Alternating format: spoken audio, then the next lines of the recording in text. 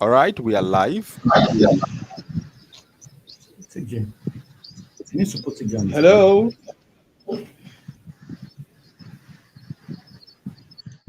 Good morning, Nigeria. Good morning, Africa. Good morning, West Africa. Good morning, the world.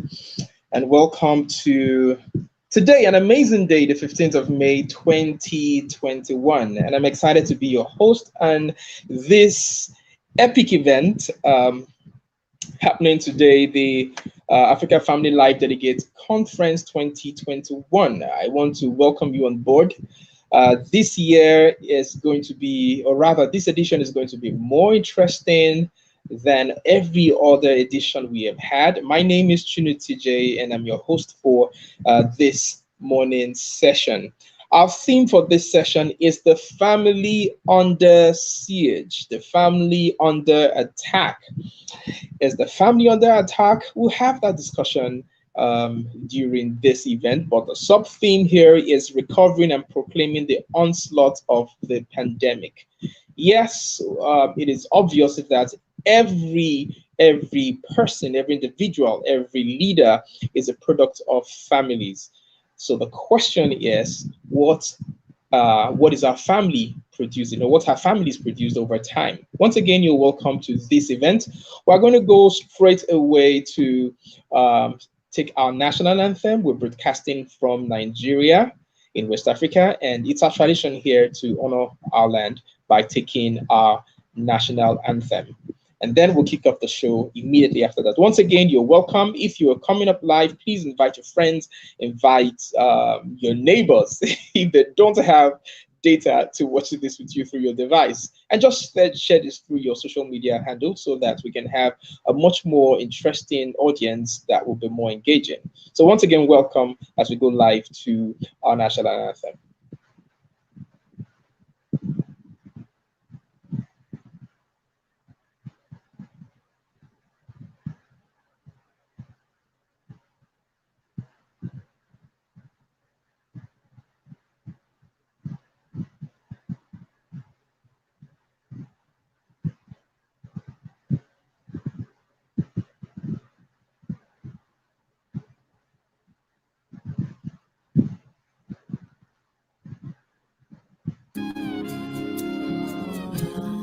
Arise, O compatriot,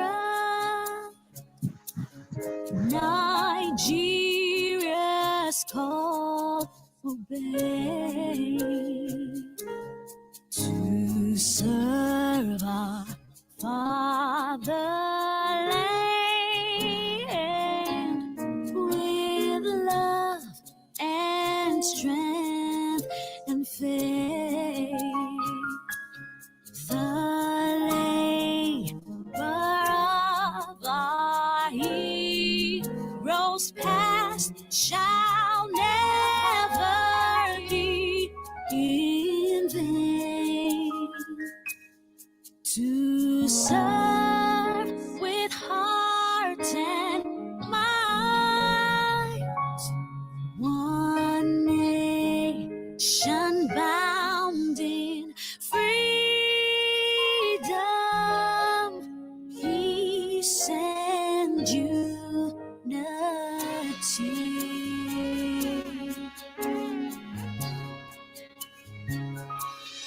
Oh God of creation, direct our noble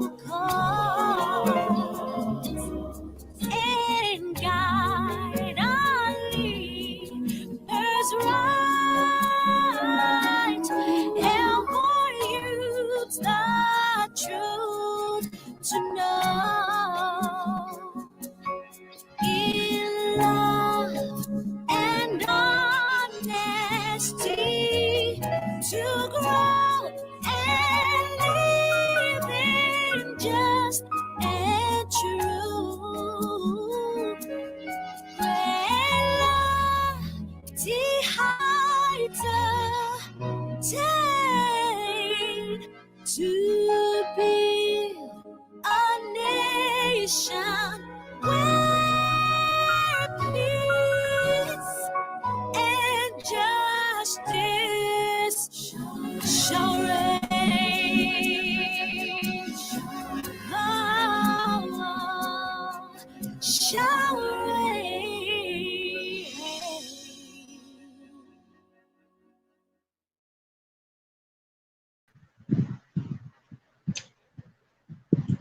To build a nation where peace and justice shall reign. That is our prayer, that's our hope, and that is what we are working to build. This event is hosted by the Institute for Family Engineering and Design, Africa's premier family life institute. This institute is founded and led by no other person than the enigmatic Praise Forward, who will be coming up shortly to give us an introduction and a welcome to today's event. So I want us to please, if you can, wherever you are watching this, if you can put your hands together, if you can put a clap on the, by the way, please, while you're doing that, I want you to just also mention where you are watching from Canada, from Benin City, from Lagos, from Italy, from Spain, from Europe, from Australia, wherever you are, please just mention where you are watching from. Thank you. I can see some response coming up. Thank you, thank you, thank you, Sede. I can see. Please mention where you are watching from so that we can celebrate you. And happy Nene. Thank you very much for that. Happy International Day of the Families. Bridget Election, you are welcome on board. Every other person, good morning, Josie. You're welcome on board. Kindly mention where you're watching from. Celia, we can see you. Olu, sorry, the names are just running so fast. Thank you. I can see from Lagos. Thank you from, yes, thank you from wherever you are. Just please mention. We can see that from Lagos. Bolu from Lagos. Sede from Kaduna. Awesome. Thank you. Thank you. Happy International Day to everyone. Thank you from Abuja. Yes, Adeleke from Abuja, you are welcome. Ronke from Lagos, you are welcome. Thank you. Just let it keep rolling. Thank you. Thank you. Thank you once again and welcome on board today's event. Yes, the Family Live Conference. Please sit tight for today. We're going on our jolly ride into a great learning and great conversations that will be coming our way. Once again, welcome on board. And we'll go straight up to welcome the chairman of this institute, no other person than my brother and friend, Praise Forward. Praise Forward, please take the seat and take it up from there. Thank you very much. Thank you very much, TJ. I'm super excited to be here. Happy International Day of the Family to all of you out there from wherever you're joining us from. I'm so excited to be with you today. Now, you might want to ask, why are we doing this? Every year, May 15 is designated by the UN as the International Day of the Family. You know, there is no human being on this planet that did not come from a family. And at the Institute of Family Engineering and Development, I can tell you that exactly 5 years ago, we held the first ever International Day of the Family officially. And that was when we started this conference. And you see, I'm looking back, it's been 5 years. This is the 5th edition. And I'm so grateful to God. Because when we started, I remember we just wanted to make a difference because we kept thinking about Africa and Nigeria. We analyzed all the problems and we began to ask, there is a parastatal for everything in Nigeria. For example, there's a Ministry of Education, Ministry of Youth and Sport, Ministry of Mines and Mineral Resources. There was no Ministry of Family Life. But we had analyzed and researched and concluded that there is no problem in the world that did not start from the family. 2 days ago, I was having a meeting, a show, and I began to understand at a deeper level what we call the table manners or the table behavior. Because I simply asked a question that, which of us did not steal meat from the pot when we were children as Africans? Any of us that did not steal meat from the pot? And there was nobody on the table that did not steal meat from the pot. And I began to try to understand, why did we all steal meat, right? And it dawned on me that we stole meat because when everyone was at the table, there was daddy whose food had about 6 meat. There was mommy who had about 3 mates. Then there was a child that now has something that looked very tiny. And on that table, nobody is asking what is going through the mind of that child. I mean, could it be that the child is the one who has offended the whole world? And they will even give you an instruction that you must not eat your meat until you finish your food. But daddy can start by, with every morsel of eba or apple it takes, daddy can add a meat to it. So you begin to be envious of becoming a daddy. Now, that behavior conditioned many of us unconsciously. So when you see the leadership in Africa, you see a minister or a commissioner, and he has 6 special assistants. He has 6 side chicks, right? I mean, those are concubines. He has 6 cars, and he doesn't care that there's someone next door who has none. That was where that behavior came out from. So you see how an entire generation was conditioned with scarcity mentality. Meanwhile, we would never have stolen if they put all the meat on the table and say, everyone begin to eat as you like. In fact, you will notice that after daddy must have finished his 6 meats, daddy still goes to the freezer to still take extra. And they don't expect you to do the same. When you now do, they begin to beat you, right? So you can see how something as little, as minute, insignificant as table manners or table behavior can spiral into a culture that begins to define leadership across many African countries. So we came together and say, there is a day the UN designates for International Day of the Family, but nothing is being done. So we began to think, let us start an African Family Life Delegate Conference, because almost every African countries have the same issues, right? Number one, to transform the family, to promote the family life industry. That if we function as family life practitioners and we don't promote our industry, nobody's going to do it for us. Then to promote professionalism, because before now, what we've had were native intelligent people. I mean, the religious organization, they feel it admirably. We doff our heart for them. They've helped us a lot, but that we need to now become data-driven as Africans, wherein we can know exactly what is going on in families through a research-driven methodology. And number 3, we wanted to transform the society. And number 4, we began to talk about the need for systems. That every developed country we talk about are countries built on systems. But every developing country or underdeveloped countries were countries built on emotion. Daddy beat you, you didn't know why he beat you. There was no discussion to say the punitive measure for a particular offense is beating, but they beat you nevertheless. Daddy did not say to you the consequence for laughing. So when daddy is angry, nobody can laugh. Everybody must be angry. When daddy is angry, you must frown your face. Now, these are emotions, and you can see that in our governance. You can see the president who cannot be held accountable, governors that you don't like what they are doing, but when they pass by, you have to pretend that you love them. You do rankadede. You said you are doing well, even when you know they are not doing well, because you are afraid that they can pick you up. Police is emotional, right? So you see a lot of emotions. So we began to say, if we must promote systems, the systems must start from our family. And that was where we started from. And so far, in the last 5 years, we have seen all kinds of practitioners emerge.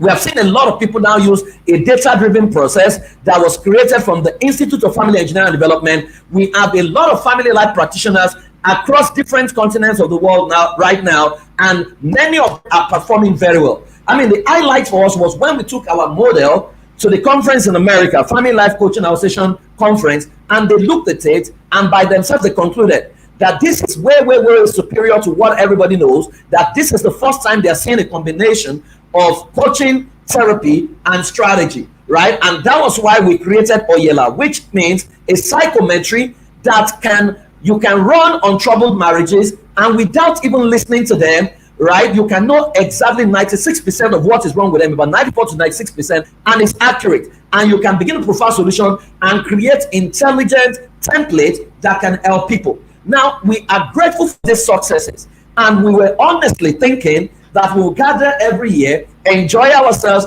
enjoy our world until last year. Last year, pandemic struck. And the moment the pandemic struck, a lot of families began to have crisis. In many nations of the world, divorce went to skyrocketed in China. It went up in the UK, went up in the US, and many countries of the world. Because for the first time, Everything that we ran into as refuge city was taken away from us. So for the first time, a lot of husbands and wives were stuck in their homes for the first time in their life. A couple told me that was the first time they'll be staying together in a month, for 1 month in 27 years of marriage. Many people didn't know how to deal. And as we knew it, people began to die. There is no family today who doesn't know someone that died. In fact, Jack Ma said that the greatest testimony of 2020 will not be that we met our goals, that the greatest testimony has to be that we survived and we were alive. So, pandemics happen and people lost people. But in Africa, when people die, our default response is, well, God knows what he's doing. God is unquestionable. God cannot be questioned. Oh, see that for those of us who are Yorubas. We begin to say things like that we can't question him. He knows what he's doing. But if God is a God of love, why can't we question him? What happens to people who lost someone? People even go there and tell them, don't grieve. The Lord give it, the Lord take it. Who is ministering to their grief? Who is helping them recover? A lot of families are devastated. People have lost their jobs. Who is helping these people create expanded awareness and helping them come back again? So there were deaths, there were griefs, there were all kinds of things. There was the new normal. A lot of children have returned to school, but they have returned with pornography, returned with all kinds of vices. In the midst of this, what do we need to begin to do? And it's on that basis that we pick the theme for this year's conference that we say the family on the siege, recovery and reclaiming from the onslaught of the pandemic. That there is what we need to do. There are methodologies. Unfortunately, we have selected some of the finest speakers and resource persons to come and help us, demystify this issue and give practical solutions. Most of the plenary sessions are going to be practical. We're going to share templates, right? We appreciate our keynote speaker. In fact, one of the things we decided this year, unlike previous years, we'll bring a lot of people from outside the country and bring them to come and speak. But over time, we have grown. Now we have our own people who are now creating international solutions. And if we don't promote our own, no one is going to promote them for us. And that was why if you see the lineup of speakers and resource persons this year, they are almost 90% our people, except maybe for 2 or 3 people that we've had to invite based on their subject matter expertise in those areas. So I want to appreciate all the speakers, all the panelists who have agreed to come and grace this occasion. I want to appreciate all the audience, all the participants from wherever you're joining us from, all over the world. We want to say thank you. I want to appreciate all my colleagues.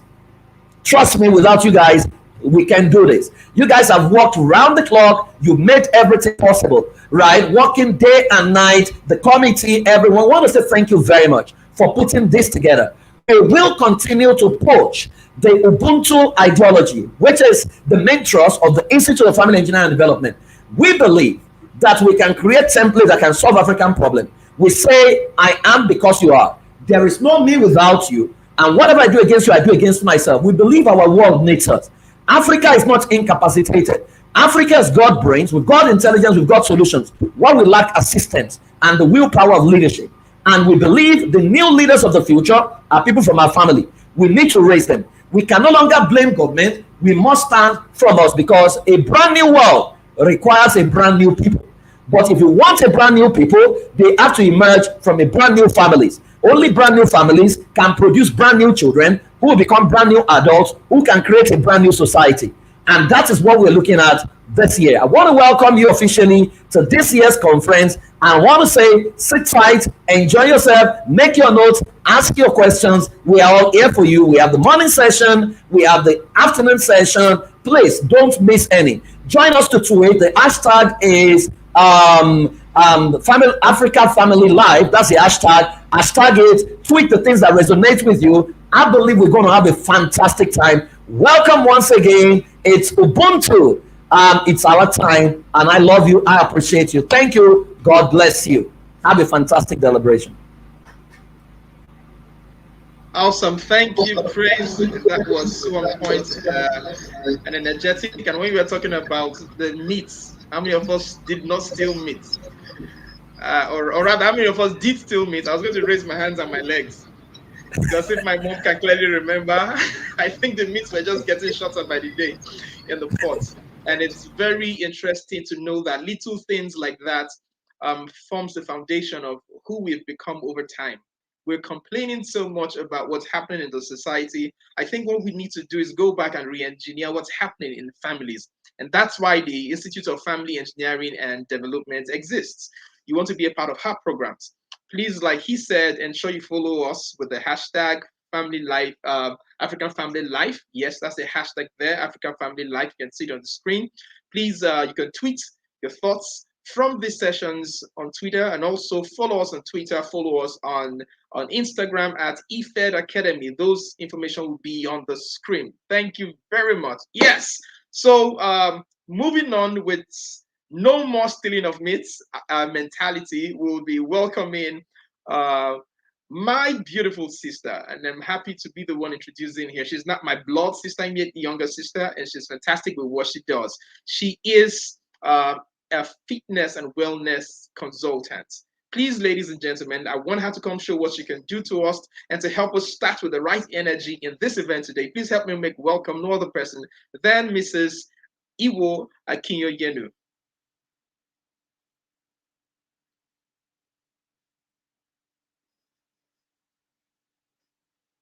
We can hear you, please. Your volume, or your mic, rather, your mic. We can hear you, Iwo. All right, okay, I just unmuted now. Can you hear me? Awesome, perfect. Iwo, you are welcome on board this event. I'm excited to have you here. And I know, growing up as children, I used to tell you what to do. Right now, it's about your time to tell me and every other person here what to do. Please, the floor is yours. Iwo, take it up. Thank you so very much. It's an honor to be here, and I just want to say thank you to the organizers, especially Mr. Praise Owe, popularly called PF. Okay, so my name is Queen Iwo Akinyoyenu, and I am your Tabi coach. So what I do is I introduce you to mindful practices that help you enjoy optimum health for peak performance and productivity in simple, short, and effective ways. You can begin to see results in as little as 7 days. It is no news that the pandemic has brought much more than we ever anticipated for. And currently, we have people who are so tired and worn out, mind, body, and spirit. And today, just in case you happen to be one, or you are coaching any, I'm just going to show you a few things that we can do to, get our brains really charged up so that we can balance the left side, the left side and the right side, the parasympathetic and sympathetic systems, which is the part where you feel and the part where you think. So today we're going to do what we call the brain dance. I'm introducing this newly, and I hope that you will all enjoy this with me. I have just about like 8 minutes more. So I'm just going to put on some very mindful music to just help us to go deep into what we're doing today. Okay, so nobody's doing any astral travel, don't worry. And just join me and just go with me and go with the flow. I'll lead us in what we need to do. So it's looking like my device is not working. My second device is not working. Okay, all right. So just let me know if you can hear the music. Sorry.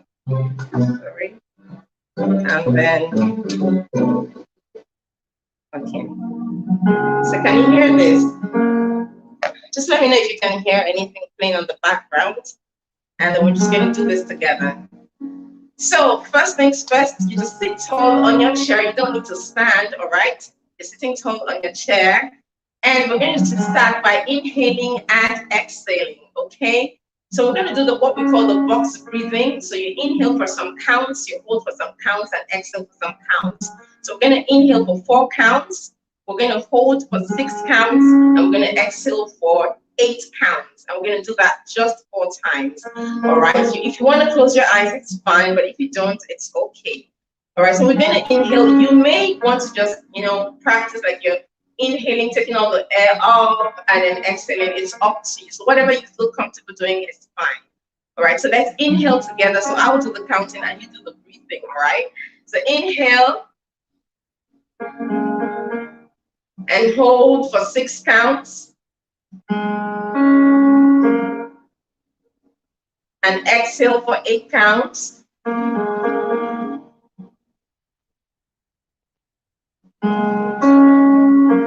we're going to do that again. Inhale, you just may want to inhale up. 4 counts.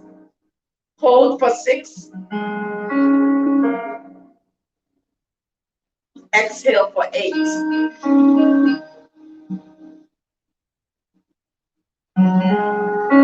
2 more to go. Inhale. 4. Exhale for. Hold for 6. Exhale for 8.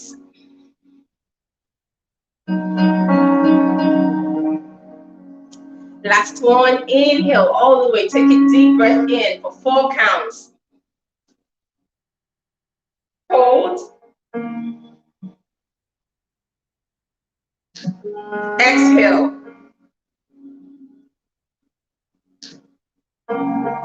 So now what we're going to do is we're just going to tap. So you're going to just tap your hands. Tap, tap, tap, tap, tap, tap, tap, tap, tap, tap. Tap your face. Tap your neck. Take it to the back. Tap your body all the way down, front to the side. Take it to the back. Tap down to your legs. Beautiful. And now you're going to come back up and you're going to brush. So you can start with your face. Just brush lightly. Brush. Brush your hair and brush your hands. Just keep brushing. Brush down all the way. Brush down to your legs. And now we're going to squeeze. So just squeeze, squeeze.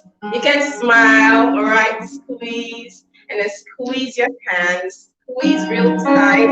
You're just waking up your entire body, all right? Squeeze down your shoulders and your neck where tension tends to be locked in. Squeeze your body, squeeze your hip, squeeze your buttocks if you can, squeeze your thighs, and then come all the way down. Amazing. Remember to keep breathing, all right? So inhale, exhale. So now what I want you to do, you're going to connect your head and your navel. Just make that kind of connection. And I want you to sink your back in this way and out as you inhale and exhale, right? So inhale and exhale. Ooh. Inhale one more time. Exhale. And then I want you to move from side to side. Just move this way, inhaling, exhaling, side to side. Beautiful. Now, the next thing I want you to do, we're going to divide our body into 2 segments. You're going to keep your legs feet, like studded on the floor. You're going to move only your upper body, all right? So just move your body anyhow you want, swaying to the side, lifting up your hands, shaking around, just whatever you feel like doing, inhaling and exhaling. Beautiful. One more time. Amazing. And now you're going to keep your upper body steady and just get to lift your legs. You can kick out. You may not be able to see my leg. You can go in circles, whatever you feel completely comfortable doing. You can just run on the spot, but you're not moving your upper body at all. So if you notice, you might feel like your brain is beginning to come awake. Amazing. Now we're going to divide the body into 2. This is where we balance the feeling and the thinking together, right? So we're going to move only the right side of our bodies. So just move only your right side. Keep your left side steady. So you may just want to flick your hands round. You may want to box. You may want to cut. Whatever you feel like doing alongside your legs. Only the right side. Don't move your left side yet. Amazing. Taking it up and down. And now we're doing to the left side, okay? So take it round. Whatever you feel like doing. Swirling up, down. Woo. Just inhale, make sure you're still breathing in and out. Take it all the way, whatever you feel like doing with your left side. Amazing. And now what we're going to do, we're going to do a cross. So we're going to take the left to the right and the right to the left. Okay. So you're going to take your hand, right hand, and bring it to your left side. Left hand and bring it to your right side. Okay, so just cross. Okay, so do the crossing all the way. And anyhow you feel like this, so you can touch, tap, you can tap, you can cross this way, you can go this way and that way. Just make sure You're crossing in and out. I'm already feeling so good right now. Inhaling and exhaling. Amazing. And now, the next thing we're just going to do is shake our heads, okay, to left and right. Inhaling, exhaling, just take your head this way and bend it to the other side. Inhaling and exhaling. So make sure you're breathing in and out. Take it gently in and out. Beautiful. All right.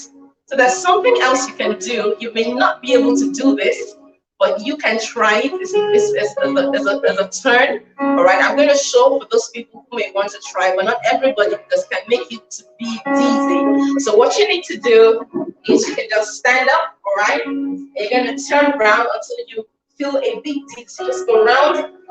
1 and 2. Stop. Breathe in. And I'll make sure you feel rounded, and then do to the other side. 1 and 2. Other times, yeah, and stop. Stop. Inhale and exhale. Beautiful. And then the very last thing we're going to do right now, we're going to say hello to the world and hello to me. All right, remember that you're connected to the world, okay? So never ever lose that. So you just come low, slow this way, hugging yourself, saying hello me, and big explosion out, hello world. Beautiful. We're gonna do that like 3 more times. Squeezing in gently. Say, oh, beautiful me, how are you? Hello. And you explode out all the way. 2 more times. Inhaling. And then give a big explosion out. And then the very last one, inhaling. And exhaling out. Beautiful. And lastly, we're just going to do that powerful breathing. We're going to do about 10 each set for 2 times. So all you need to do, you may want to place your hand on your tummy and blow out really fast. So you go this way. Ready? So we're going to do that for 10 times twice, okay? Put your hand on your tummy. Make sure, just imagine somebody wants to punch you and then you suck in, right? So you're blowing that way for 10. Let's go. That's 10. Let's do that again 1 more time.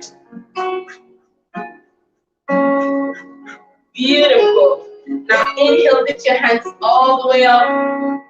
And exhaling. Bring your hands this way. Now follow your fingers as you look up, take it up, inhaling, and bring it down, exhaling. We're going to do this 2 more times. Take it all the way up, inhale. And bring it all the way down, exhaling. Now bring it this way, inhale, look to it.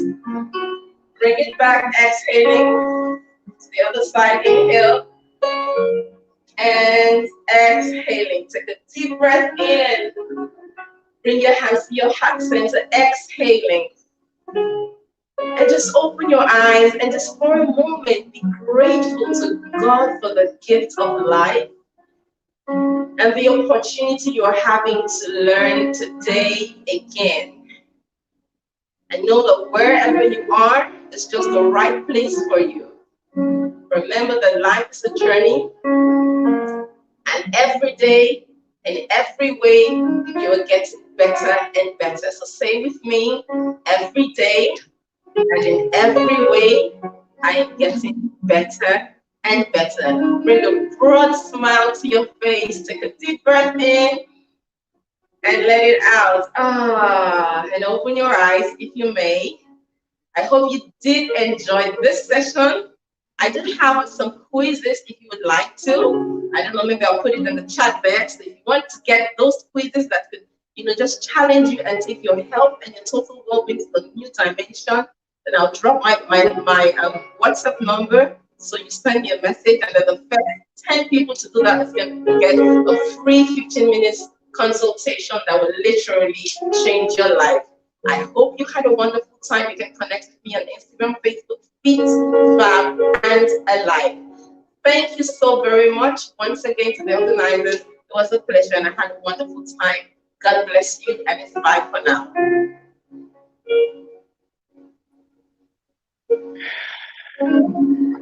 Woo! Amazing session, Ivo. Thank you very much. I feel very free, very free. I feel alive here. Thank you very much, Iwo, for this amazing session. Now, please, on the comments, please write on the comments how you feel. That's if you did it. If you did it, write how you feel on the comments. Let me see your response if you did it. Funny enough, I think some of us were initially like me when she started. We're just watching. Okay, what is she doing? What is she doing? What exactly is she doing? Okay, oh, this is just play. Can we just play along? And then gradually, some of us bought into it. Interestingly, for those of us who ignored, that is how we are ignore the little things that actually make uh, our families beautiful. Okay, please write. Oh, Augusta from California, you woke up 3 a.m. to join this. You're welcome. Awesome. I feel relaxed and calm. Informa says, I feel free. Becky says, awesome, awesome, awesome. I did it, Daily says. Okay, it's good to see that we have compliant people here. Amazing. Thank you. Please ensure you continue doing this. These little things we ignore. Like Praise told us about meat that many of us were eyeing and we didn't know we're eyeing had led to what we're seeing, and that is so not pleasurable today. So also these little things are important. We need to keep doing them to keep ourselves alive, because it's only when you're alive and healthy you can also raise a healthy family. Yes, thank you once again, Iwo. For those of you just joining, this is the African Life, a dedicated conference hosted by the Institute of Family Engineering and Design. And this is our 2021 edition. The Family Under Siege is the theme. And please, we want you to right now take your device. If you're watching on YouTube, copy the link from the browser. There's a share button. Click on the share button. Take the link and paste it on your WhatsApp status. Share it on all your groups, if possible, that you know there are parents who need the information we're going to share here. Share it there. Tweet on your Twitter. Post. You can even snap yourself if possible and post on Instagram and tweet it. Let the world know that we have great family members here and a great content by a great institution to help build healthy families. We'll be moving quickly. Sorry, the Institute of Family Engineering and Development. Sorry, please. I work in the design space, so I was thinking design. Institute of Family Engineering and Development. Thank you, Dima, for that correction. Yes. So we're going straight to, because of time, we're moving fast to get our facilitator, the keynote speaker for the next session. It's my pleasure to introduce someone I spoke with but have never met, but I've also followed and seen her amazing work, Mrs. Modukbe Ehirim. She is the founder and lead counselor at the Right Fit Marriage Academy, a certified Save Your Marriage Before It Starts facilitator, and a certified family systems engineering practitioner. She teaches on marriage topics daily in a 15,000 members Facebook community, and on the weekly popular relationship and marriage show Make We Talk Am on Wazobia 95.1 FM radio. The Right Fit Family Academy is a safe environment where positive narratives about marriage are modeled and taught. The academy is set up to mirror a typical community where there are different kinds of relationships. The interactions, interconnectedness, and interdependence among community members fosters learning healthy relationship skills. In her earlier career, she was a civil servant for several years and the proprietor of a Christian retail bookstore. She is currently on the board of Oasis International, publishers of the Africa Study Bible.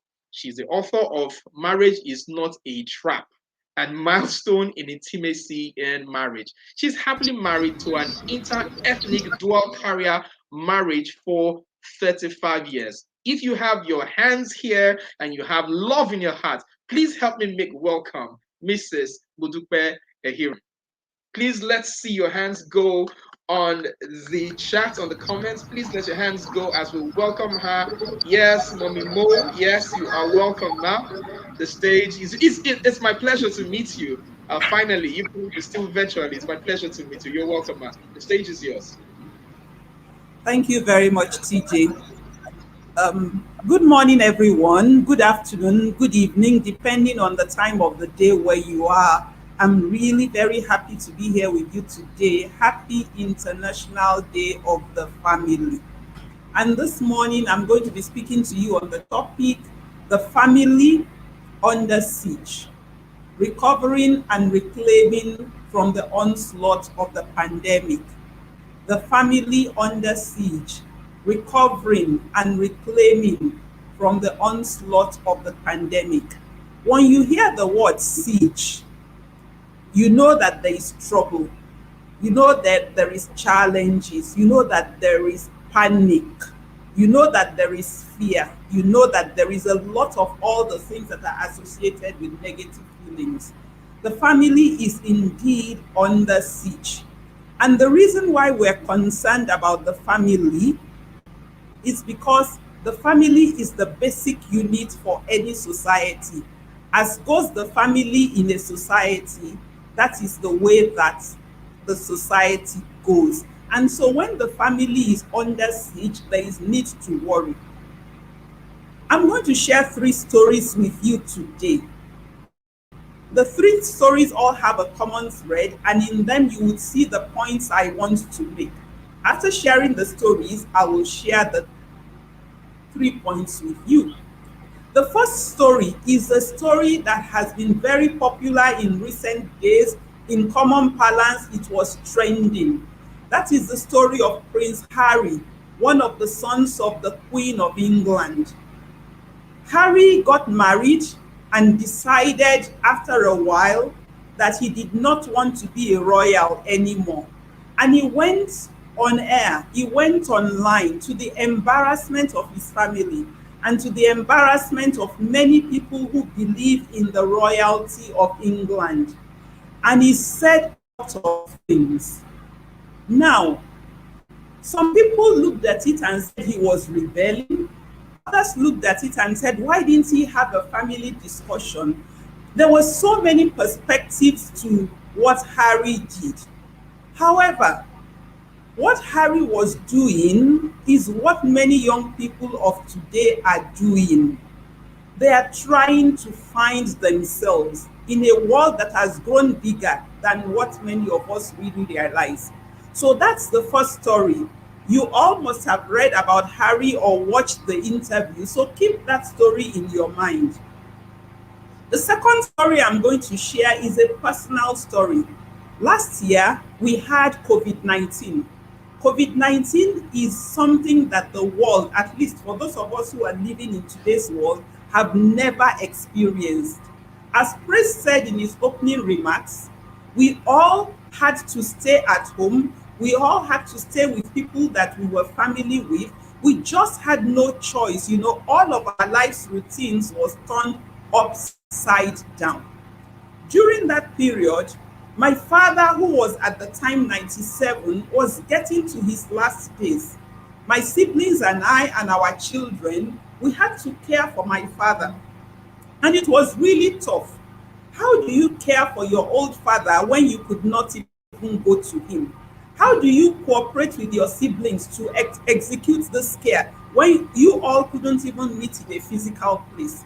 Eventually, my late father died, and we had to do something that had never occurred in our extended family.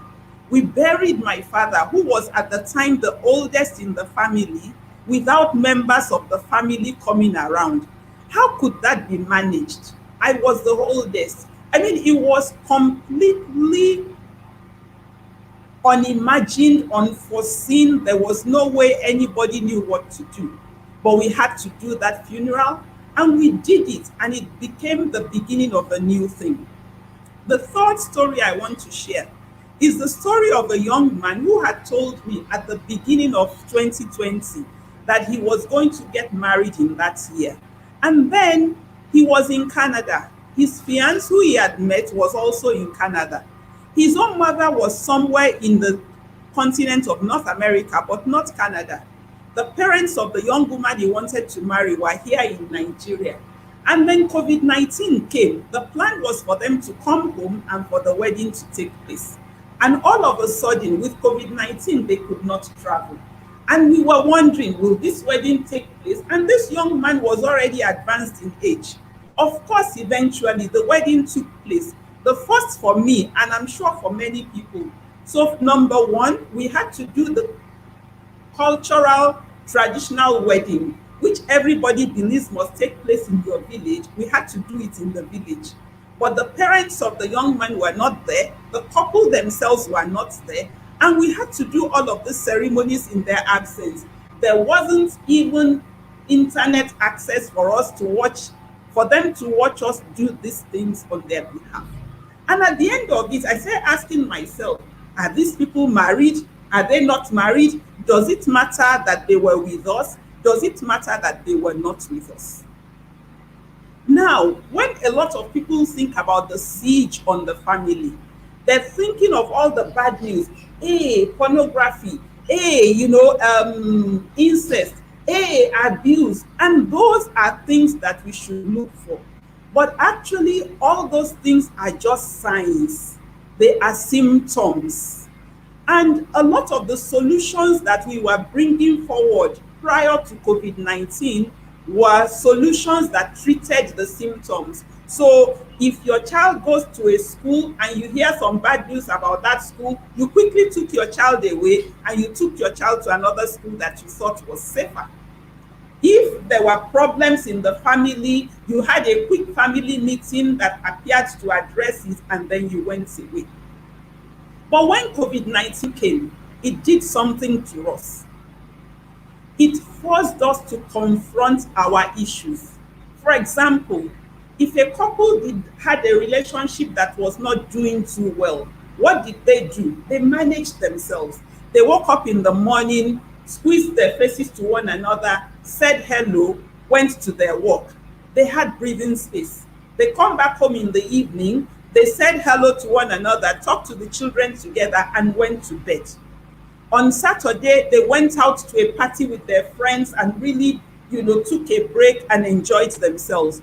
On Sunday, they went to their religious place of worship to do. And so, even though the family was, teetering, almost falling, because there were all these breaks, it was not so obvious that the family was under siege. Come COVID-19, we all had to stay at home. All of a sudden, if you were not happy with your husband or with your wife, you were still forced to do things with them. You were still forced to stay in the same space with them. Some of us were living in small apartments and we could not even have the luxury of saying, you stay in one room and I will stay in another. And that began to show us that what we had been applying before were just palliatives.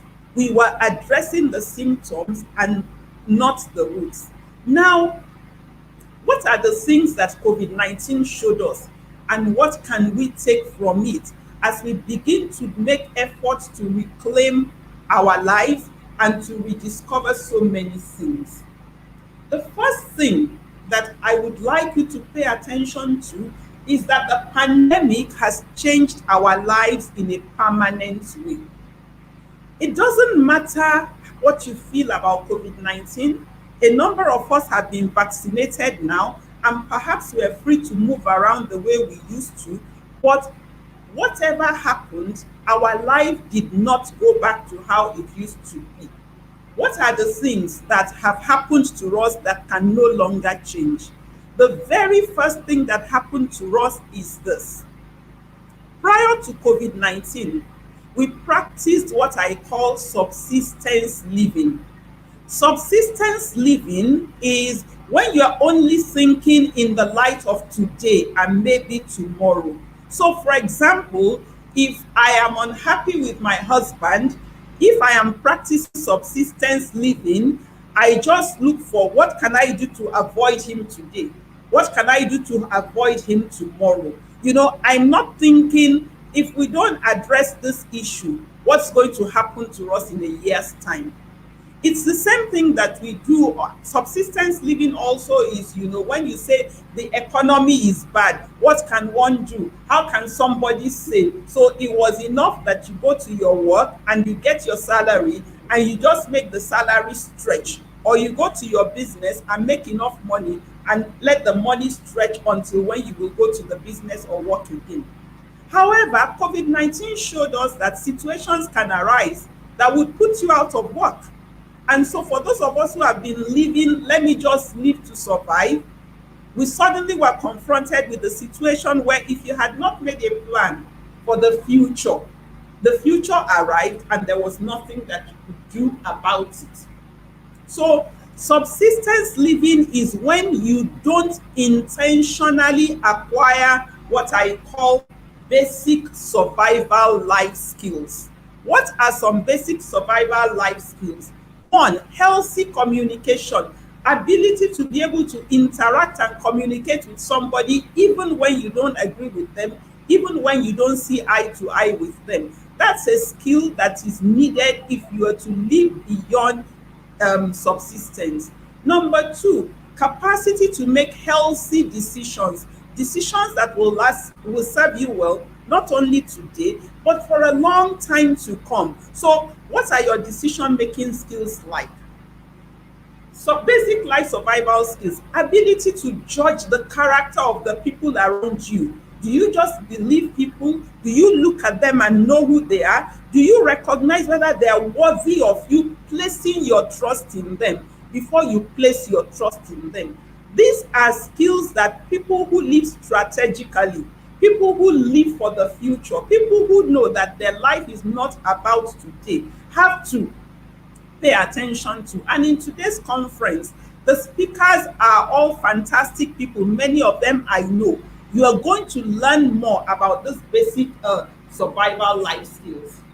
Another thing that COVID-19 did for us, which has caused us to change and which will never remain the same again, is that we have experienced the shifting of roles.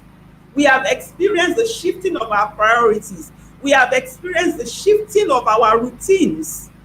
So, for example, there were people who thought that their life would end if they didn't go to a party every weekend. And for a whole year, they did not go to a party and their life did not end. There were people whose businesses were dependent on having parties every weekend. And all of a sudden, parties were no longer holding and they had to look for another livelihood. There are fathers who thought it was the duties of mothers to look after children, but now they were stuck at home and they had to pay attention to their children and help them with the online schools. There were people who thought, if I don't wake up in the morning and rush out at 6 o'clock, my life will not be complete, and they had to stay at home and not rush to go anywhere. So some of those things have become part and parcel of our lives, and we have experienced life in a different way. Another way in which COVID-19 has changed our lives and we cannot return back to normal is that the communities that we were familiar with, they have been eroded. So, for example, we all felt that church was our life, and if we didn't go to church for all the programs, our beliefs, our religion will not be right. And we have had a whole year of not going to any church program, and we have survived. And God has cared for us, and so very many things have happened. We have had birthdays, we have had weddings, we have had funerals, we have done all kinds of things that we would feel that if we didn't spend a lot of money on, it would not be okay. And now we are doing. You know, we have even discovered that we don't have to physically go to places like the conference that we are having now. Prior to now, we would have felt that if we didn't have a venue, we could not have this conference. And so those things have changed our life. The other thing is that it has introduced a lot more stress. A lot more stress. Prior to COVID-19, if you didn't know how to self-care, you could get by. But now, with all of the stresses, with all of the work stresses, not knowing whether you're going to have a job, not knowing whether your job will continue, not knowing whether your business will survive, not knowing what will happen to your children in school. There are children who did SSCE last year who thought they will go into university this year, but the universities themselves are still struggling to understand how are they going to operate in the COVID-19 season. And so routines as we know it, we're all concerned about our physical health. We cannot go to the hospitals for the regular checks that we would normally do because we do not want to contract COVID-19. So you would see that the first thing that you need to pay attention to if you're going to reclaim your life or your family after COVID-19 is just come to terms with the fact that life has changed. There is no way your life will ever go to what it was in December 2019. A number of changes have occurred, and you must accept those are permanent changes. The question is this: I have given you some illustration from my own personal life. In your own life, what are the changes that cannot be reversed as a result of COVID-19? If you have your notebook there, put it down. I need to do an inventory. What has changed in my life? I know people who used to have an office for their business, and because of COVID-19, they work from home, and the fallout is that they have decided that there is no longer a need to hire an office. That's just one thing. How has your own life changed permanently? Now, so the first thing I said is that COVID-19 has changed our life in ways that there is nothing that we can do about. Nothing we can do about it. The second thing that COVID-19 has done for us is that it has exposed the weaknesses in our lives that were already there, but we didn't pay attention to them. The weaknesses that were already in our lives, but we didn't pay attention to it. A first one, and a very critical one for many of us, is this. As a people in Africa, in particular, our origin is co-location. What it means is that our communities are defined by their geographical location. So we hold on to our villages of origin, we hold on to the churches of our parents, we hold on, everything that is familiar to us has an origin in a geography. So you would have people who are living in the city of Lagos, for example, and they go to a church in Lagos, but they also have a role to play in the church in their village. Why? Because that's where they come from. That's a weakness. Why? In the world that we live in today, you are a member of multiple communities. And I'm going to give you an illustration from my own life. So I married somebody who is from a different village from me. So I am a part of my husband's community. I am a part of my own community. I have lived in Lagos all my life, so I am a Lagos resident. In the estate in which I have lived in it for more than 25 years. So I am a bona fide member of that community as well. We have a resident association that I am very active in. I went to a secondary school. I am an active member of that Old Girls Association. I went to 2 universities. I am a member of the alumni. I worked in 2 places already, so I belong to the Pensioners Association of those 2 organizations. I was a member of a church in Lagos when I first got married. I am still a member of their community. I am now attending a church that is closer to my home. I am a member of that community. Remember that in all of this, I haven't even talked of my family, my nuclear family. Neither have I talked of my extended family. When you are a member of so many multiple communities, if you are not conscious and you are not intentional, what does that do to you? It means that so many multiple demands are placed on you. And remember what I said in the beginning, because you are doing subsistence living, you are not thinking the demands that all these communities are having on me. Am I able to fulfill them? Which community should I take? Which one should be the one that I will hold on to? Which one will have priority? Which are the other ones that are just supporting? If you do not intentionally think through all of this, what happens is that your nuclear family is the community that suffers the most.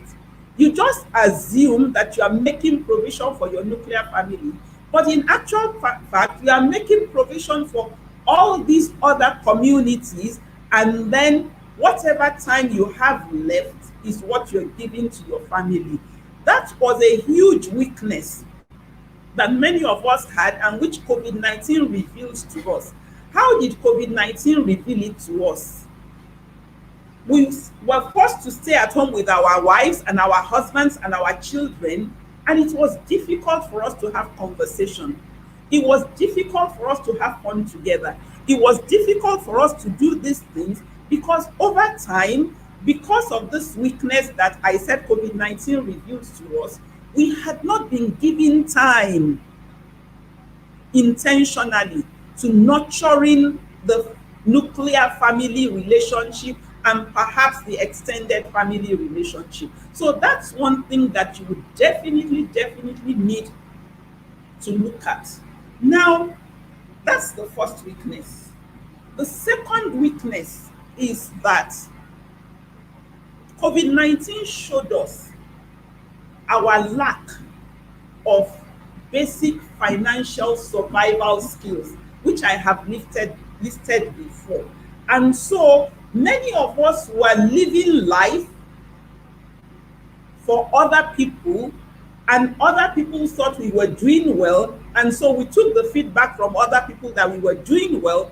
But now when the validation that was external from our colleagues who will admire our clothes, from our friends who will meet in the party, from the pastor who will praise us in the church for how we are doing well, when those external validations were removed, it became obvious to us that we were empty on the inside.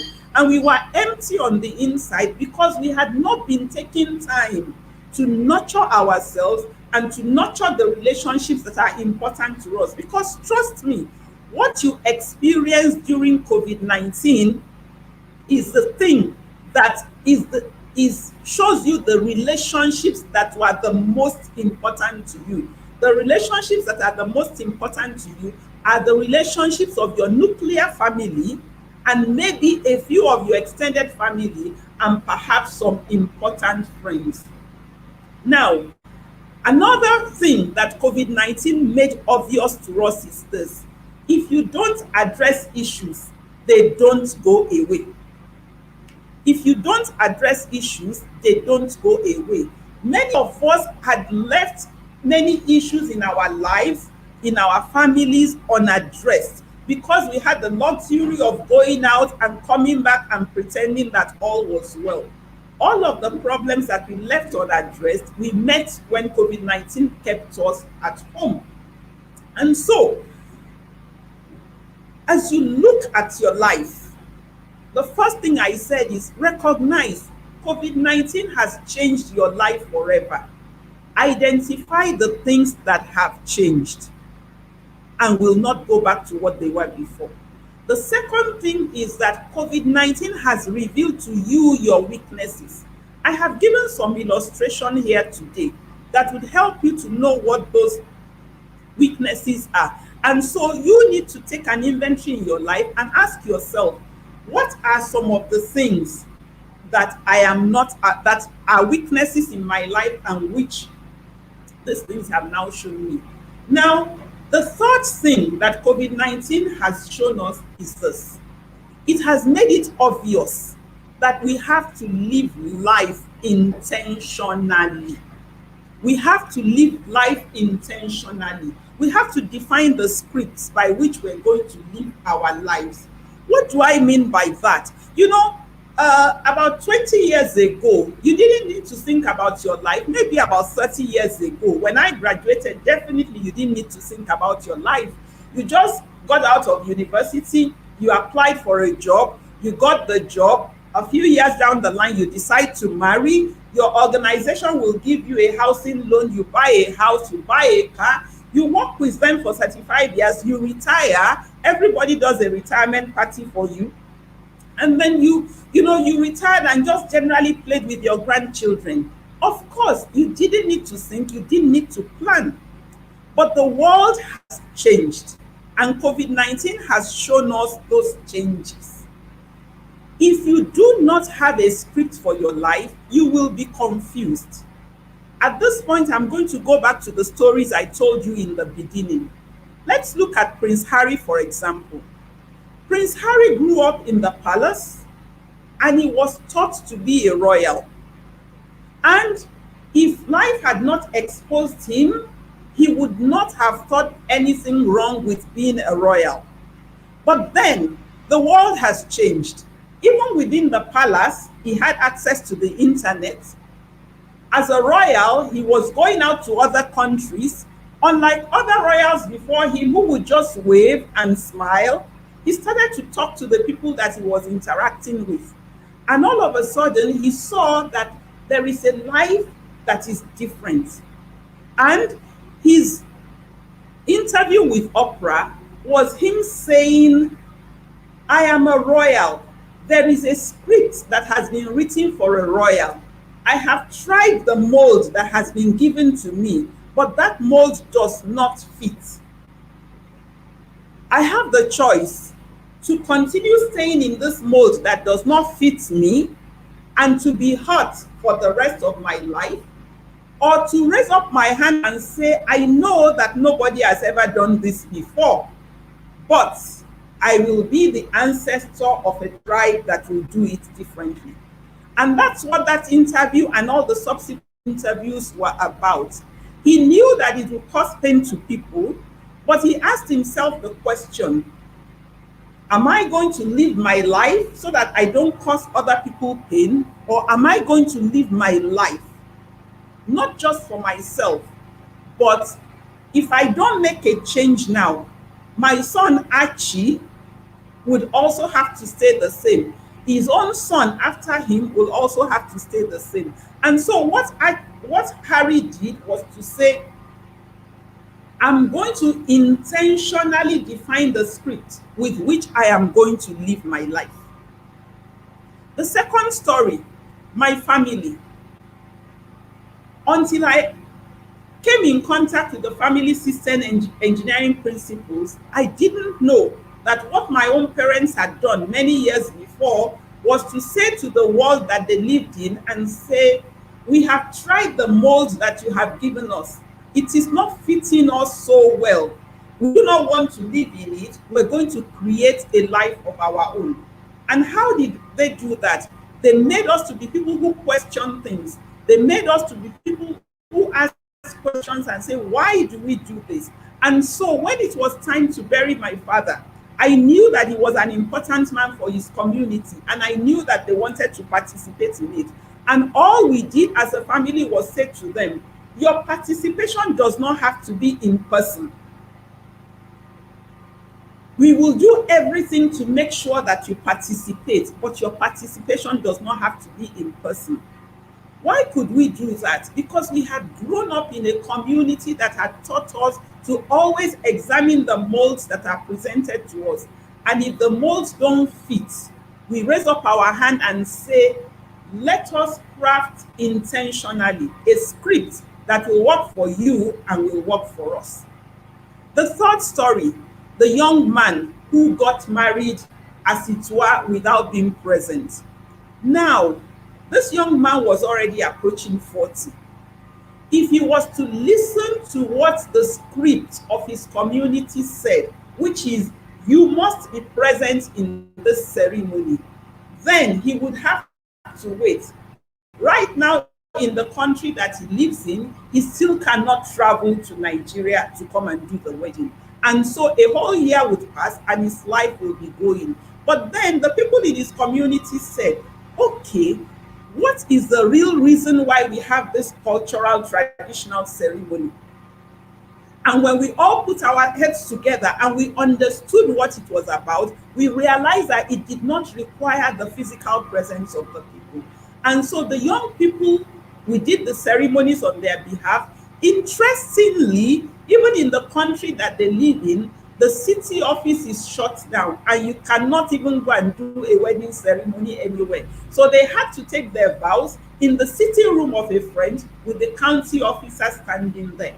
And they're as good married as many other people who have had extensive ceremonies. And so I'm going to, for your reminder, mention the three things that you need to pay attention to if you're going to reclaim your life and redeem it from the effects of the siege that COVID-19 gave on us. Number one, recognize that COVID-19 has changed your life permanently. There are some things that no matter how much you desire it, will never go back to how it was. What you want to do is inventory those things, grieve them if you may, but accept that you will not be able to go back to that again. Number two, COVID-19 has revealed some of the weaknesses that you have lived with for a large part of your life and you were not aware of. Again, inventory those weaknesses and begin to ask yourself the question, if I am to strengthen my capacity in this area, what should I do? And then the third thing that COVID-19 has made obvious to us is that we cannot wing life again. We cannot live life, just let me take each day as it comes. We have to intentionally script what our life will be about. And I'm really happy that you are at this conference today, because in the plenary sessions of this conference, we have panelists who are going to shed light on all these things that I've talked about. We have panelists who are going to talk to you about how to create your personal and family heaven post-pandemic. They're going to talk to you about self-care and wholeness. They're going to talk to you about family wellness and post-pandemic reality. They're going to share with you systems and templates and structures that you can put in place in your life and in your family's life. They're going to show you multidisciplinary approaches that you can use to overcome trauma and to attain wholeness. Trauma is going to continue for a long time to come. COVID-19 is still with us. All of the unrest in all the different parts of the world, including our own local unrest, is all there. Life as we know it is no longer the same. You will need to become more intentional about caring for yourself and protecting yourself from the effects of trauma. In the plenary sessions, I urge you to listen very carefully to the different speakers. Take personal notes. Note especially, the things that they say that give you aha moments. Don't just be a passenger in this conference. Take notes. Note the things that are wake-up calls for you. And then after the conference, don't go to sleep. All of the notes that you take today, this evening, make time to go through them again. You may not be able to action all of them immediately, but you can say to yourself, which is the one or the two or the three that I'm going to start working on immediately. And you will notice that in all of what I have said now, I have talked to you as a person. Why have I spoken to you as a person? Why am I talking to you in particular? Why do I want you to hear me as though you are the only person in my audience? Here is why. You have a wife, you have a husband, you have children, you have sisters and brothers. You have no control over what they do. You are a citizen of Nigeria. You have no control over what the people in government do. However, you have control over one person. You can determine what you do. And I have a favorite saying, a tree cannot make a forest. That is true. However, if you do not plant tree number one, there will never be a forest. So my charge to you as I close this address is, will you choose to be the first tree? Now, there is quite a large number of people listening to me today. Can you imagine what will happen if each one of us decides to become the first tree? By reason of participating in this conference, we have become a forest. Other trees can join us.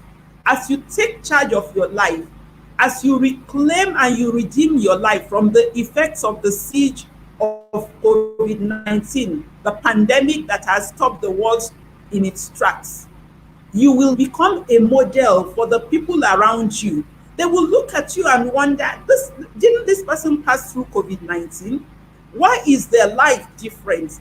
And then you can tell them these are the things that you need to do.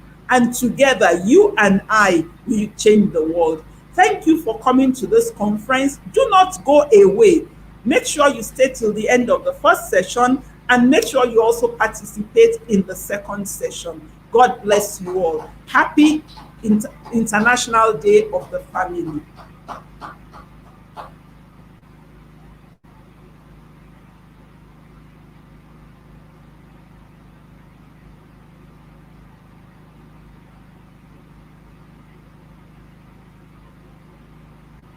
Thank you, Mommy Mo. I'm so excited here. The comments coming in has been interesting. Thank you so much for your session. If you did not hear anything, one of the things you said is live your life intentionally because this COVID has affected. Most importantly, you need to take inventory of your weaknesses. Take inventory of your weaknesses. This was an amazing keynote. For those of you who were at this session, I recommend you play this again and you listen. There are certain things you said that are key, but I just want to ask you one simple question now. And I will ask you just one question, madam. How did you cope? Your family, how did you cope during the COVID? That's a really interesting question. One, we were a family who already had a life practice of adjusting to situations. So we asked ourselves, what was important for now? So, for the care of my father, for example, we quickly got together. One of my sisters chose to stay in the house with him. And for the rest of us, we were constantly calling to be updated about what was happening. Again, we involved our grandchildren. I mean, we involved his grandchildren. We involved all of us as a family, recognized that we had to care for him. So I would get home and my children will say, Mommy, don't worry, go and rest. Have you go and lie down? Go and lie down, so that we can do a number of things. That really was it. For us, these three things I just shared with us are things that are already a practice for us. I have asked you to use them for COVID-19, but for us as a family, prior to COVID-19, we were used to reviewing our lives in that way. What are things that have changed and we cannot do anything about? What has this incident shown us about the weaknesses in our lives, and what can we do to shore it up?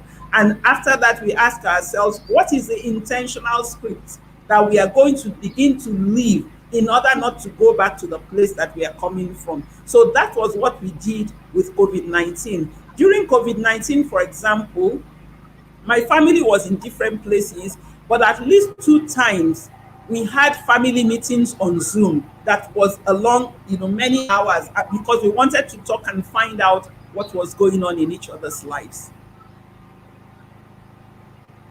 Beautiful. That was very practical.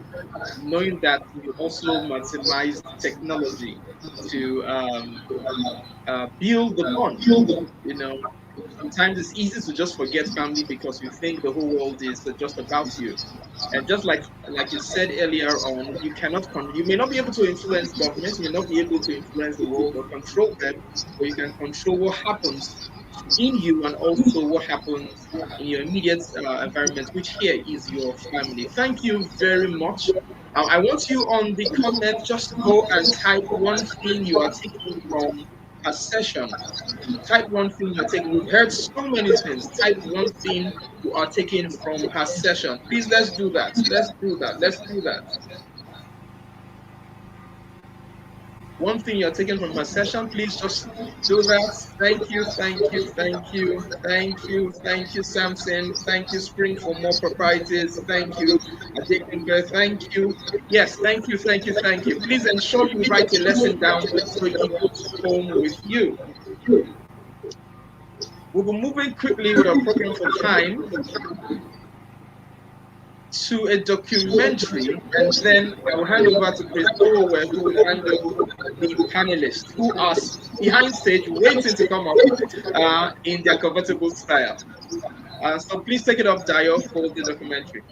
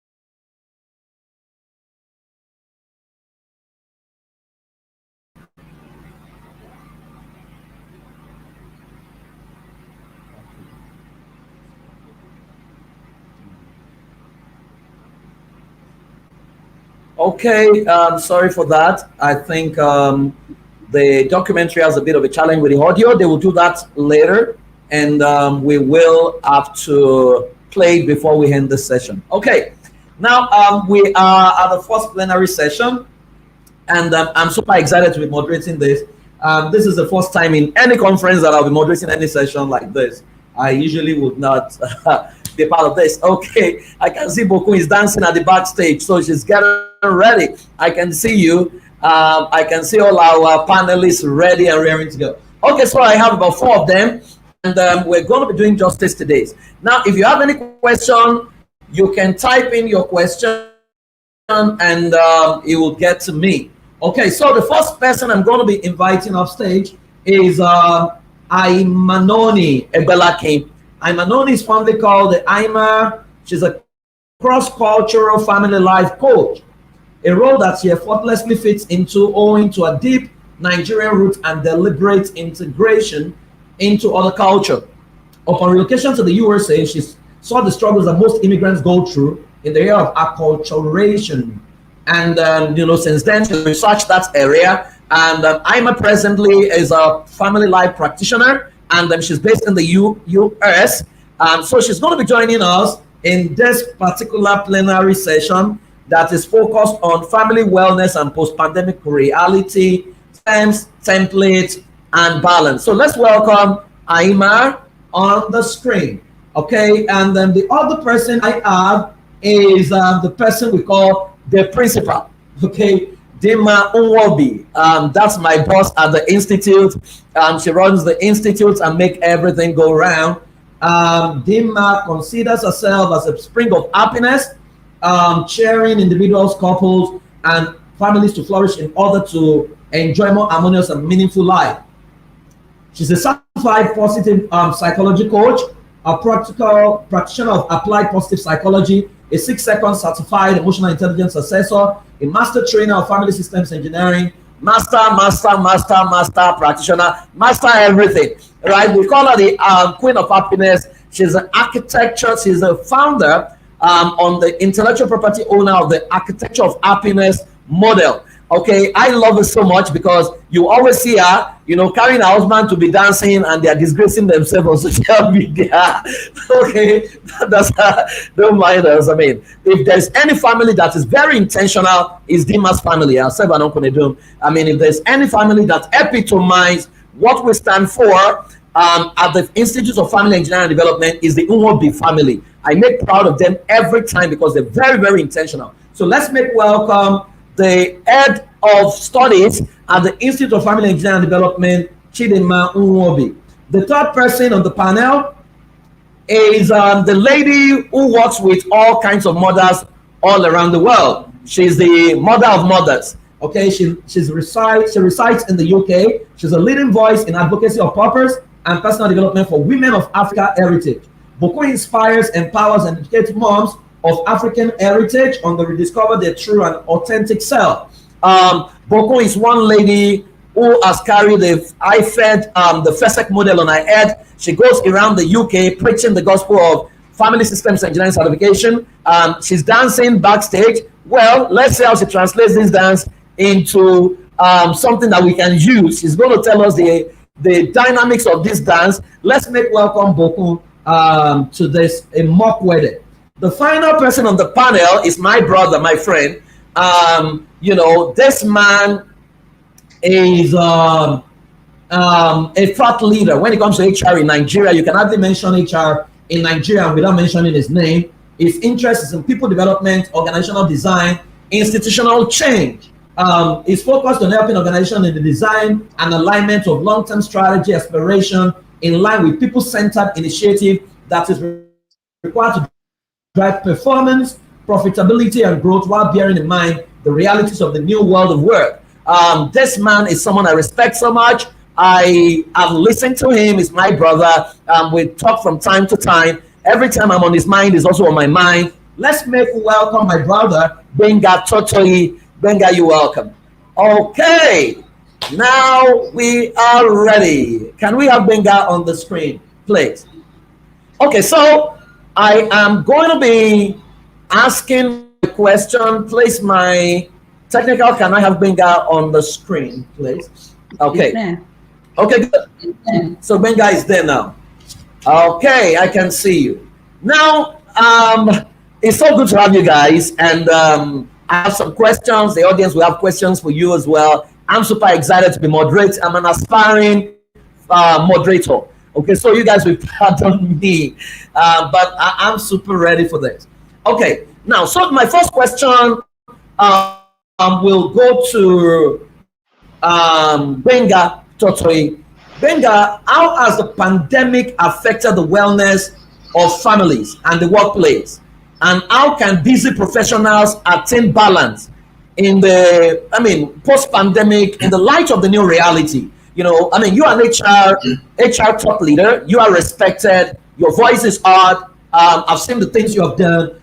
How has the pandemic affected the wellness of families? Affect the wellness of families and the workplace. And how can busy professionals attain balance, especially now that some professionals, their family is in Nigeria. Their family is in Canada. They are in Nigeria. How do they attain this balance? They still have to go to work. Some of them are working from home.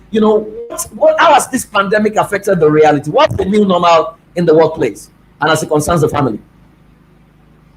Thank you so much, Praise. Thank you. It's a pleasure to do that.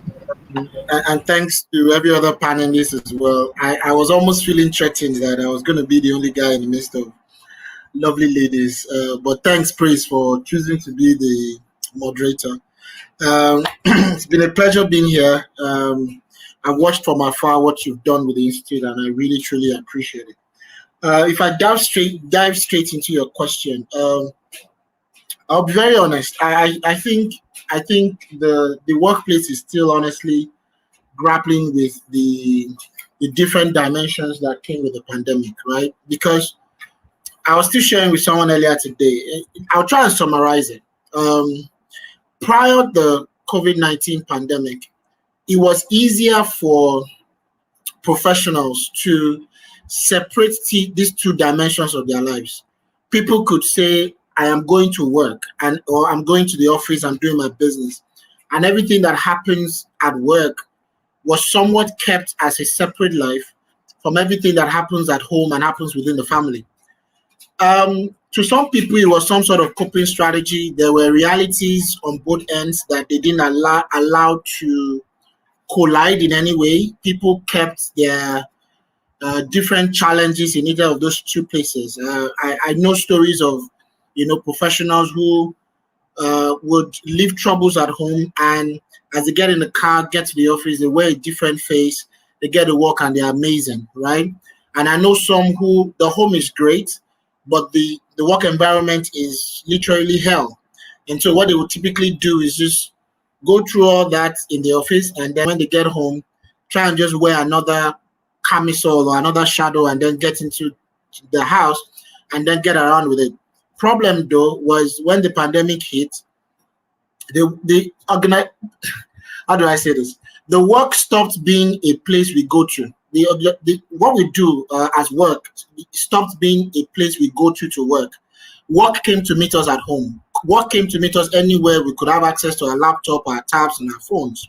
And that forced alignment is what some people are still dealing with till today. So that's the very first thing that we have seen happen in the workplace, right? That the challenges we've had at home and some of the challenges that we've had in the workplace have now come into one place. No longer possible for us to sort of hide, the different realities on these two ends, right? And the organization is still struggling with it. So in the workplace, we would typically say that there are ghost workers. Now, before now, you were referring to people who are not exactly your workers, but who are registered, who collect salaries and all of that. But now, what we are saying is human beings who come to work, but they are not bringing their whole selves to the office because of some challenges that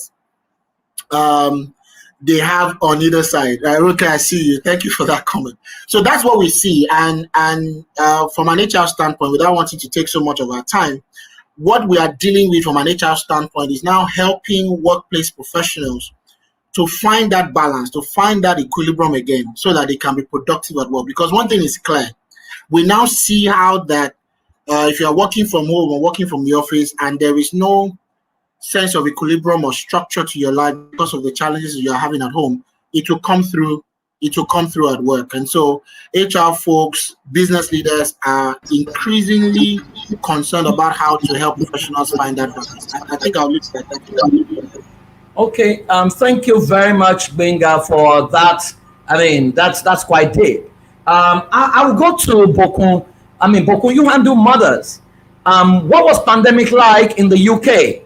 And, how did it affect the wellness of families? How did you guys cope, if I may ask? Being a mother who handle mothers, what were the things they were complaining about during the pandemic? And how did they cope with it? Thank you so much, PF, and thank you for everyone that is talking about my glasses. For those of you talking about my glasses, I'm reading the chat. But anyway, it's such an honor, a pleasure to be here. For us in the UK, a lot of things happened.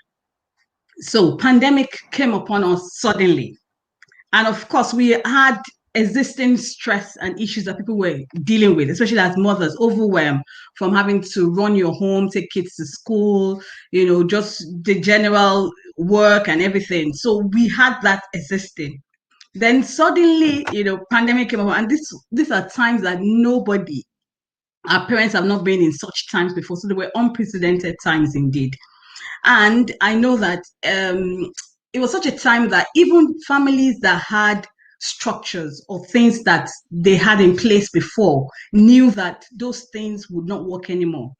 So in the UK, one of the terms that people used to share then is, when we first started the pandemic, is we now have what you call pandemic parenting. That was the terminology that people came up with in the UK, pandemic parenting, where, suddenly all of us we all became stay-at-home moms. Even our kids were all staying at home. And, it was all about, having to put on the additional roles in, to the things that we had before, and all the stress that I mentioned previously that we were faced with, we're having to take on more. So it meant things like having to spend longer hours with ourselves. It's almost like we were in each other's faces. We were having to, the dynamics just changed. And especially for those who had younger kids, the dynamics of the family, whether you were dealing with teens or dealing with young kids, toddlers. Because I remember for me, my son was 4 when the pandemic started, and I had to be homeschooling. I remember going online several times and just losing it. And there were so many other parents who used to reach out to me and complain that how do we do homeschooling. I remember we used to have sessions about live sessions about how parents could cope with homeschooling. So it was taking up a lot of things into consideration that nobody had seen before, and having to find our way through. The world outside our homes were out of control. So the only thing we control was what was within ourselves. It was more about how we reacted to it. The whole world was upside down. So it was more about we bringing out ourselves, or the resilience, or the things that we have learned over time to be able to use for these, times. And obviously there were lots of issues for people, like I said, that, families that I said that had underlying issues. There's a lot of strain on relationships, either relationship between parents and their kids, or relationship between the husband and the wife. So many issues all around. And it just became obvious that, parenting strategies that we had existing had to change. We had to also be dynamic in the way we were dealing with things. So friction within couples, in particular, there was a lot of emotional abuse as well.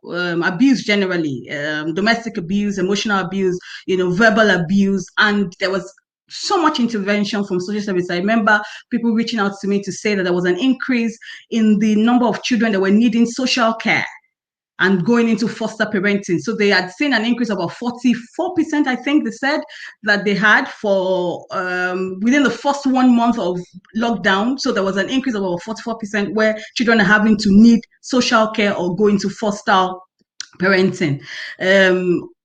Foster care, sorry.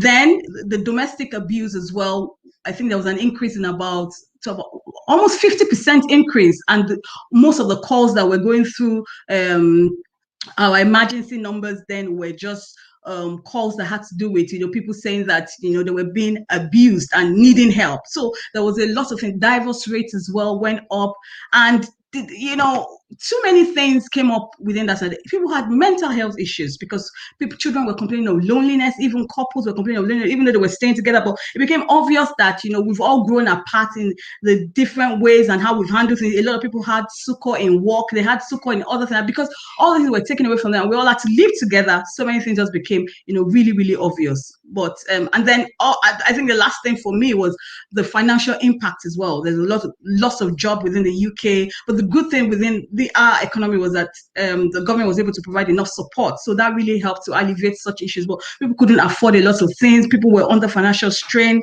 and cooperation and communication just broke down within most families. So it was a lot within the UK. So many different angles that people were complaining from. But these are times that we find ourselves in. Thank you.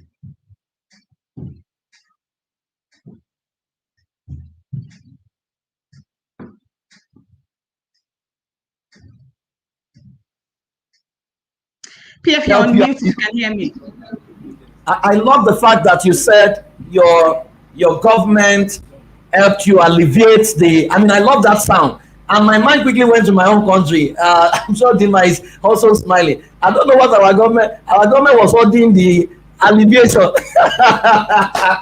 Oh God. Anyway, now I'll go to Haima. Haima, in the midst of the pandemic was when the Black Lives Matters issues came up. And so on one hand, you were in America. You guys were dealing with pandemic that I mean, your president, ex-president, didn't believe there was pandemic, so people had died, And then in the midst of that, George Floyd issue came up. I'm sure it was a terrifying time for the black family. How did you guys cope? And what do you think? Because it's almost as if what we were seeing in Nigeria, I don't know, maybe that was the truth. They were just showing us brutalization of the black people. The blacks are bit, and it almost could make you hate the whites in the midst of, because that's an emotional pandemic that we have not even addressed. To say, if I go to America, are the police going to kill me? Is that how to kill everybody? What's the psychological effects on the child, on the families in America? You guys going out. I mean, how did combination of the pandemic and the George Floyd's issue, how did it affect you guys, and how did you, as a practitioner, how did you cope with your family?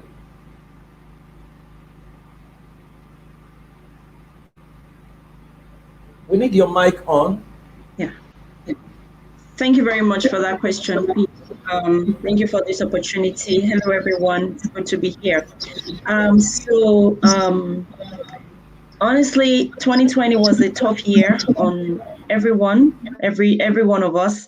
Maybe especially as Blacks in the US as well. For one, there was the pandemic that we had to deal with.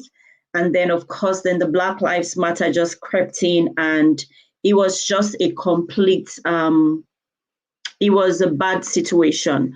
But I think that, the Black Lives Matter issue on its own, honestly, turned out to be a very controversial issue, on the long run. And I know I had a sense of how maybe the media actually portrayed the whole thing as well, because I would get calls, even my mom, my parents would call me, everybody was calling, you guys don't go out, be careful, and all of that. However, I think I should state at this point that my family lives in Iowa. Iowa is predominantly white. We're maybe 97% white. So maybe we have just about 3% Black people. And for me and my family, when I tell people that I live in Iowa, the first question they ask me really is, what are you guys doing there? However, we've lived here for close to 7 years. And we've had, for the most part, good experiences. Now, that is not to say that, things don't happen. And I'm not trying to undermine maybe, the Black Lives Matter issue or racism generally. However, I think that we will maybe sometimes also view these things from the personal experiences that we have had. So how do we deal? I think a good way to present it would be maybe to tell my own story a little bit. We have had our fair share of maybe what we would term racism. Okay, some people would look at you and, just by looking at you, they already form an opinion and all of that. However, what I always advocate for is that us, especially those of us who came from Africa, who were not born here, because one, eye-opener that I had in 2020 was thinking, oh, we're all Blacks. For us Africans and those who were born here, the Black Americans, I used to think, oh, we're all the same, we're all Blacks. Until the Black Americans started telling me, no, we are not the same. Our experiences are different and all of that. And what it told me, what it pushed me to start thinking about actively was that identity. So I think that's the thing. I feel like we as Africans, I'm talking as an African now, born, raised and bred in Africa and migrated to a place like the US. I feel like we need to go back to the basics and understand who we are, whose we are, and understand the purpose for why we are here as, maybe immigrants. Our children, the way it's kind of humbling, because you kind of have to, it was pretty much like we had to condition our kids a certain way to say, okay, don't do this. You had to tell them, okay, walk like this. You buy your kids a hooded shirt and you tell them, don't put on your hood, and stuff like that. However, there are still people who recognize that racism is wrong, and they try to, they also speak against it. I have friends who are very white, predominantly white. Their voices were even louder than some Black people that I know, whether Black Americans or people who were born in Africa. So I think it's going back to the place of identity, knowing who we are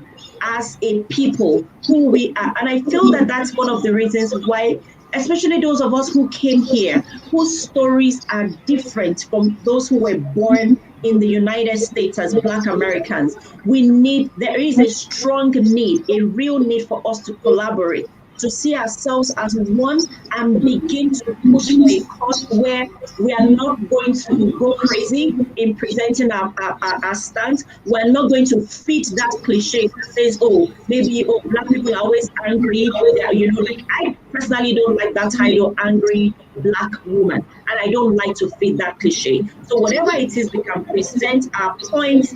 We can present our points in a very constructive way. We can talk about it, and we need to get rid of that mentality that presents us as victims. We are not victims, because again, we are different from those who were born here. Our stories are different. So it's important for us to know the why behind the what. When I say that, I mean, why did we migrate from our country? It was basically, for the most part, a problem of bad leadership. So this is what I tell immigrants here. I say, we need to be careful how we present ourselves, how we come across to people on the other side. Because for some people, for some white people, basically, I may be the only definition of a Black person that they know.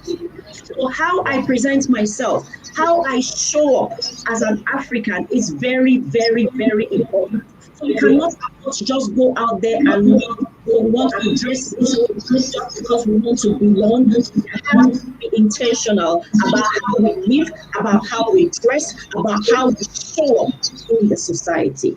So basically, that's what we do in my own family. We have systems in place. We're careful. Like, for instance, when my husband always says, if the police ever stops you, you don't want to prove a point. Your thing is, okay, so why did you stop me and stuff like that? They say jump.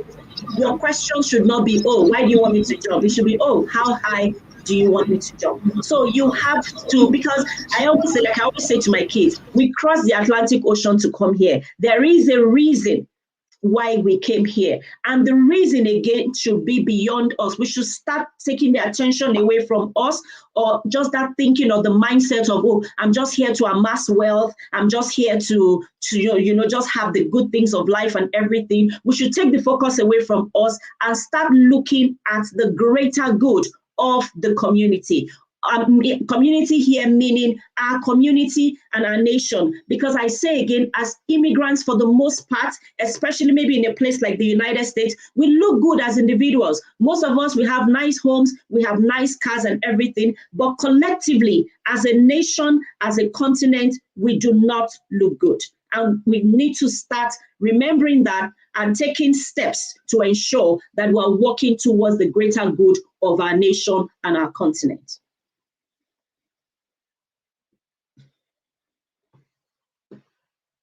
In the US and in Canada and the UK, one of the things I have found out is that when Indians migrate to other parts of the world, they migrate to extend the frontiers of India to those places. So they set up India in those places. When Chinese migrate, they extend the frontiers of Chinese, so they create Chinatown. When Africans migrate, is to run away. So our ability to even work together becomes a problem. And I'll go to Dima because, Dima, we believe that this problem is a problem that started from the family. Now, one of the things pandemic took away, we are all social beings, it took away our ability to socialize. So where people ran to, it took it away. But for your family, and as a director of studies at the Institute, it was really, really different because you were just playing away. You guys were doing all kinds of play, choreography. I wish I could join you sometimes. What are the templates? Because we have IMAN, we need to solve this problem of our inability to work together. It's almost as if we are jealous of our successes. I remember I was in New York and I asked I was having a conversation with the black community, and the young ones who just came said that the older ones don't show them the way. And I asked the older ones, why are you not showing them the way? The older one says that they must suffer what we suffer for them to get to where. And I'm like, what kind of mentality is this? So, Dima, we are social beings, and pandemic took away our life during the pandemic. What are some of the activities families can do to begin to maintain balance and to begin to collaborate? Because if you can't collaborate, cannot collaborate. Ordinary, my money is my money, your money is my money, they can't do. So if they can't collaborate with money, how do they collaborate with vision? How do they now create children who can collaborate? How do their children collaborate with other people's children? What are the templates, practical templates that families can begin to put in place to begin to change the narrative of Africans as the people can actually work together and do scale and do greater things together? Dima, over to you.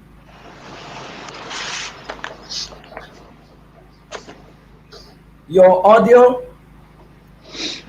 Thank you, Chef, and welcome everyone to the African Family Life Day Conference. I want to appreciate everyone being back and for the great insights that they have shared. So, like Pierre said, sometimes when I'm having conversations about the pandemic, I try to keep it a bit, not tell my story or the story of my family so much, because it's looking like other planet or pandemic affected all of us. I like to say that the pandemic was as much a threat as it is an opportunity. And for my family, my pandemic remains 2020. We still talk about it as one of the greatest years in our existence. Not only did it help us to strengthen. Can you hear me, please? Yes. Okay. Not only did it help us to strengthen the structures and systems that we already have in existence, it even helped us to set up the ones that we were struggling with. So I give you an example. Mealtime. We have always had meetings and talked about family meal times, that we want to spend time together to eat, especially during meal times. And then we had the rules that devices will be kept aside. Then continuously over the years, we will have meetings. We were not meeting up with that habit of family meal time. Then we agreed, okay, let's do it every Sunday. And you know, like the work that I do prior to lockdown, Sundays were a busy day. That is when churches or organizations are inviting you for speaking engagement. So we couldn't even do the meal time until pandemic came, and it like gave us the opportunity to have those meal times. But I tell you now, family meal time is a given. We don't have to struggle into it. We do it so naturally now because the pandemic gave us opportunity. So I like to say that the pandemic actually revealed our strengths, revealed our gaps, and revealed the systems that we have in our homes. And so if we are to, moving forward, take the lessons from the pandemic to enjoy even greater harmony and peace in our families, it starts from the systems that we set in our families. If you've been through the family systems engineering course, you know we talk about systems. And there are fundamental systems that every family should look out to set in their homes. What are the dimensions of life that make life holistic, harmonious, and meaningful? So there are about 12 dimensions of life that you should look into and begin as a family to talk about it. The story of my family, I think, changed 3 years into our marriage. I got married on July 26, 2003. And sometime in 2006, my husband and I read this book by Stephen Covey that changed everything for us. And it was the book, The 7 Habits of Highly Effective Families. And one of the habits, in fact, the first habit in that book says, begin with the end in mind. So you want to look at your family, you want to look at your society, you want to envision what kind of family do I want? And I like to say to people, like it's written in our book, The ABC of Intentional Parenting, envision your 80th birthday. just in your mind's eye, think of the things you want to hear, the people you want to see around you, the things you want people to talk about you, and then do a reverse. Come backwards and put the processes in place that can help that come to pass for you. And when you're doing it as a family, you need to carry your wife, your husband, your children along. So talking about the systems, every family here listening to me, if you do not have a system of casting your vision, when yearly, depending on when your year begins, for some school of thought, you can say that the year of our family begins from our wedding anniversary, because that symbolizes when your family was born, or you can do it in the chronological order when the year starts. But you must be able as a people to cast a vision and then sit down. Something that I learned during the pandemic really stuck with me. There was this story about a company, I can't get their name now, but the company, because they studied history, they understood that pandemic happens at least every 99 to 100 years. So they envisioned that a pandemic was about to set, even when the signs of COVID was not here. And the story goes that they took an insurance policy against pandemic and natural disaster. I'm sure the insurance company was wondering, what are these ones talking about? But when the pandemic hit, they were able to call on their insurance. That for me just gives me the vision that as people who want to enjoy a meaningful life, we need to cast our vision as a family and then periodically have reviews of those of the vision that we have. So if you're here, you do not even know where your family is heading to 2 years from now, 3 years from now, 10 years from now, then you need to sit back and call your husband, call your wife, call your children, and say, what does this family represent to us? Beyond what does this family represent to us, what makes life meaningful for us as a people? Because what will make us flourish is the felt sense of pleasure and purpose. And if a family cannot articulate what will humanity gain by us being here. So PF was talking about my hobby and I dancing, and he was laughing. And I said to him, because the mandate of my family is that we say that what makes life meaningful for us is to first be happy and to raise other happy families. And if you look into the values of my family, fun and creativity are core values. So it's not, we are living the life that we have chosen. Peter Drucker says the best way to predict the future is to create it. And so pandemic just gave us the opportunity to do what we love to do and to enjoy how we were encouraging others to say, hey, it didn't matter that life was this way. You can choose your response to life. So aside from having your vision, the next thing is that as a family, you need to have intentional. That word is underlined. When Mommy Mo was talking and she kept saying intentional, my head was just swelling because there is no way to do life. There is no way to change Africa. There is no way for us to reclaim what the pandemic has stolen from us if we do not use that word intentional. And one of the things I found out during the pandemic was that, you know, that our brains do not strive in social isolation. And if you remember, early on the lockdown, we were taught social distancing. But as experts in mental health and human flourishing came into the conversation, it was changed from social distancing to physical distancing, such that you didn't need to go out there physically, but we needed to maintain social connection because that is what makes us human.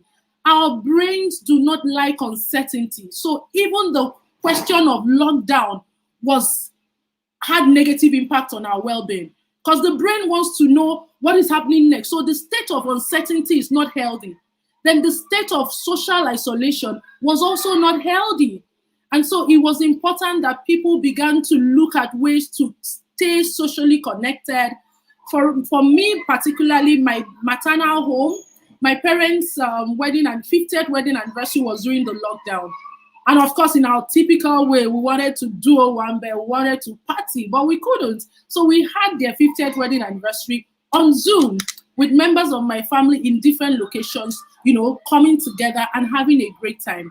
So you need, as a family, secondly, to create connection rituals. I like to say that the family is where love, connection, and belonging starts.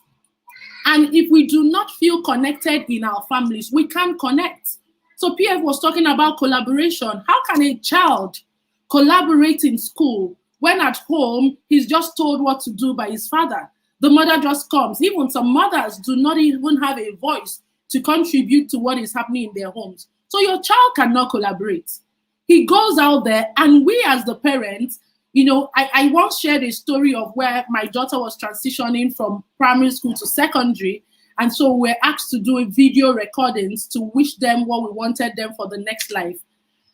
And aside from the video of my husband and I, which by the way was done together, some other families, it was only the mother and the children wishing good luck. Their fathers were nowhere to be found. That is another conversation for another day. Aside from the conversation, the wishes that my husband and I gave her, where we say, oh, you are getting into another phase of your life, go have fun, go explore life and all of that. Every other parent was saying, you are the best, go and be the best among the rest. How can a child taught not to put in your best, but to go and be the best, collaborate? She can't collaborate, he can't collaborate. Because if somebody wants his ideas and his thoughts to be used together in a communal way, he will be thinking, no, I want to be the first among the rest. So he has that mentality that we fundamentally create from our homes. So in our connection rituals, there must be collaboration. It's not what daddy wants. It's what, so people see me, I'm doing TikTok. My husband would never do TikTok. But TikTok is the way to get my 17-year-old daughter active. So if I want her to sit with me and we read the scriptures, I want her to sit with me and we're talking about life skills, then I should be able to stand in front of the camera, do TikTok, so that she feels that her own needs are also met. So I could go on and on. Thirdly, we need to be able to create well-being rituals. And it comes down to what the corona taught you and I. If we didn't have rituals and routines in our homes, it became glaring for us, trying and struggling. Because if people were not spending time intentionally together and they were now in the lockdown, it was stifling. It was like they were trying to learn new habits. But if already as a family you had rituals and routines that you do together, Corona just gave you enough time. I mean, I'm a Catholic, and one of the things we do, the lockdown fell during the Easter period. So ordinarily, we will go to church, we will do the Passion of Christ and all of that. Need I say to you that my children struggled to resume physical church after the lockdown, because home church was the sweetest church. It wasn't like church where the priest will preach, we'll just do the ceremonies and go home. Nobody was asking questions. But in home church, daddy will preach. My son also preached some of the days, and we could ask questions. And so it was lively and interesting that when physical church was opened, we voted to continue our home church. So it wasn't that we were missing anything, because we understood that the family is the learning lab. The family is the center of wisdom. The family is the center of love, of learning, of legacy. So my charge to you and I today is that go back home, sit with the principal members of your family, which is father, mother, and the children, and ask every member of the family, what does family mean to you? And what do you want us to do together as a family? And I tell you, you are going to have lots of ideas that a lockdown will not be enough for you to do them, because all of the things we plan to do, we have not even done half.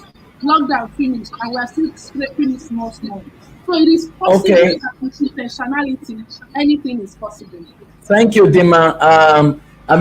She's our principal at the Institute of Family Engineering and Development, so that's why she has turned the seminar into a lecture. This is a module. She has just finished teaching a module. What module is this one in FSC, Dima?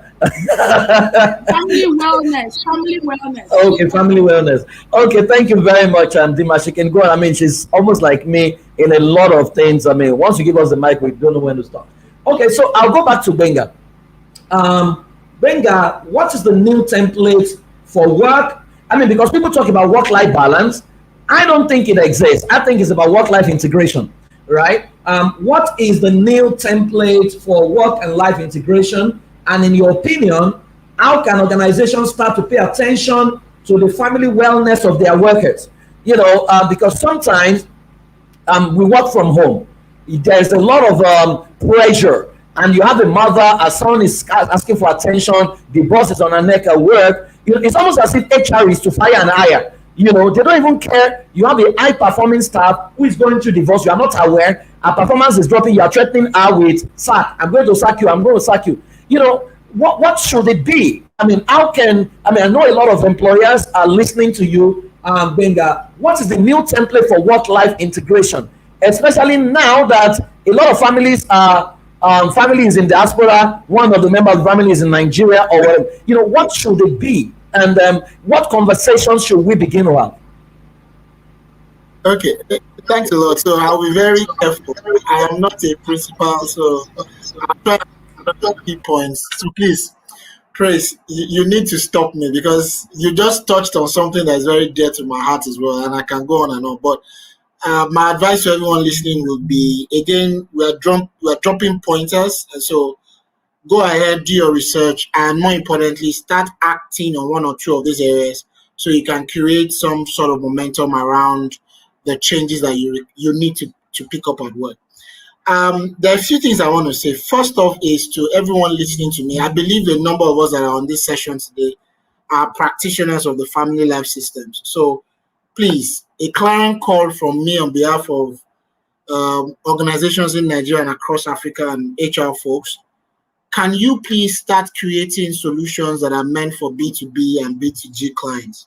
I feel that a lot of the practitioners in this world are overly focused on retail customers or one-on-one clients. From an enterprise standpoint, we need you creating solutions that can be used by corporate organizations, right? That's important. I can tell you for free, in the last 2-3 years, for practitioners of what you do who have the capacity to address corporate clients, they are right now being saddled with much more that they can cope. But the problem is when we look into this space, we have people who are only comfortable working with one-on-one clients. But when you say come work with an organization, they struggle, right? So perhaps I can come into that on what we need to do before I go on, before we wrap up this panel session. Number two that I want to state is this. It's clear there is increased pressure on reduced workforce. I'll take that again. There is increased pressure. Okay, Tosin, let's see the product. Let's see more things being put out about. So there is increased pressure on reduced workforce. So needless to say, the economy shrank. Organizations needed to lay off to survive the pandemic crisis. But high-performing individuals or teams were kept on the job. So literally what has happened in 2 years thereabout now has been what you would have 10 people do, you now have maybe 2-3 people doing it. So there is increased pressure on that. Just as a digression, so if you are in this space and you're asking me what then are the products that organizations need, this is where you then need to begin to teach attention management, stress management, and there's one more I wrote, change management, stress management, and attention management. Please let us stop teaching what we call time management. It's not real. What we need to begin to teach is attention management, how people can manage distractions better in the workplace, because there's such increased pressure on the minds of a lot of workers in the workplace. Now, the fourth thing I want to really quickly stress is, so yes, the HR practice has grown. We've come along with the changing dynamics in the world of work. You may still have the traditional laid-back HR folks who are just hire and fire people, but there is much more. There's much more available now, and a lot more HR people have come up to speed with the demands of the work, right? So it's not as bad as it used to be, right? And I'm glad to say this because at some point in my career, in the immediate past, I did some work with the Institute, right, for HR professionals in Nigeria. And we've really, really pushed the frontier. So the awareness is a lot more. This is where the gaps still exist in the workplace. Line managers and owner-managed organizations. Line managers and owner-managed organizations. So see, this is how it works. HR people don't own the employees. It's line managers that own the employees. That HOD that is managing 5, 10 people is the one who is more in touch with the people. Before that person resigns, when that person walks into the office in a shell of himself or herself, it is the line manager that sees that. But herein is the gap. That line manager has not been trained to be a coach. That line manager has not been trained to be a therapist. That line manager has not been trained to recognize the... So we all see, in the last 2 years, when the news of depression and suicide and all of that increased in Nigeria and Africa, what we kept asking people is, the day that person killed himself or herself, the day that person took the decision, is not the very first time that person is having that challenge. That person had a colleague that they came back and forth the office together. So problem is, the workers didn't know how to identify that trauma. You get it now? So that is where we need more of you guys coming into the space. You need to begin to learn how to teach the average professional or the average organization how to identify these things. But this is the last thing I'll say for now, so I don't run the same mistake. So see, guys, this is where we need to create a balance. I'm an employer of labor, and I'm also a human being, right? This is what has happened. I think last year, towards the end of Q4, we overflogged the issue of emotional wellness. Employers should take care of employees, be a great place to work and all of that, to the detriment of the average employer. It's almost as if the employer does not have a life. It's almost as if the employer holds the employee or every other person his own life. He should die, the business should die, but every other person should get increased. We overflogged it. So also people in this space, and I know I might be looking for trouble now, we also overflogged the issue of mental wellness so much that we were raising babies. We were not emphasizing the place of emotional grit. Let's say it as it is. Yes, I should take care of you, but hey, grow up, mature, have stamina of mind. This is what I tell people. It is a workplace, not a love lounge. Come to work and deliver on your job. If I love you, I make it more welcoming. I remember your birthday. I'm a great manager. That is an addition. When you have high, unhealthy, unrealistic expectations for the workplace, it creates room for abuse, right? So I'm not your daddy, I'm your line manager, first and foremost. So come to work, deliver on that job. Then you have the grounds to expect me to care and love and nurture and do all of that. So we need a bit more balance. And as far as speaking on behalf of HR people all around the country and all around the world, we've seen a sense of balance. We just need professionals accepting the responsibility that, hey, I am going to work and I will deliver, but I want my organization to be a more conducive place to work. And yes, the employers and people are responding more to that. We just need more practitioners in this part of the world to have more solutions for them. Don't come to me as an HR person and just tell me nice to hear things about take care of your people, be nice to your people. Show me numbers. Let's create more products that can show me data. Show me, speak business language. Don't just speak goody-feely words. I want to hear numbers. I want to hear some dedicated research. Someone should come to me now, and by the way, go work with Ronke and tell me how to bring teachers to the workplace and be more balanced. Tell me, come to the workplace and tell me how I should give you my best performing staff in the last 1 year, and you can make them more productive. I'll ask you how, and you are telling me how you are going to make them more balanced professionals. You are going to train them on how to be. See, let me give you a title, a training title that will sell anywhere in Nigeria right now. Line manager as a coach. The average engineer, the average salesperson, to drop whatever he or she is doing technically but you are training that person to be a coach, to be a therapist, to learn how to read body language and things like that. I'll leave it at thank you. Situational leadership. Okay, you're on fire today. Let me leave it at that. But this is my clarion call. There is a growing sense of balance. The workplace has a better understanding of what it is. So that's why you are seeing increase in paternity leave. Maternity leave is being increased in terms of numbers. See, flexibility in the workplace has come to stay. But I'd better not be hearing you the day you think you have to work at home. You consider it a day to sleep at home. It is work from home, not be at home. So that sense of balance is what is growing. And there's a lot more. But I need more numbers. We need more data. We need more technology products with which we can do a lot more in this space. Yeah, that's Thank you. Thank you, Benga. It is a workplace, not a love lounge. That's the most important statement of this conference so far. I think I was doing talk to some of my staff as you were talking. I was doing talk to them because, I mean, almost all the time is like, oh, PF wants to kill us. And I'm like, human being as well. That employer is a human being. He has issues too. I can't I can't manage your emotions all the time. I can't manage your proactiveness. You know, so I just love that. It's almost as if we have a new generation, or even though we make excuses for them as Generation Z, they have no attention span.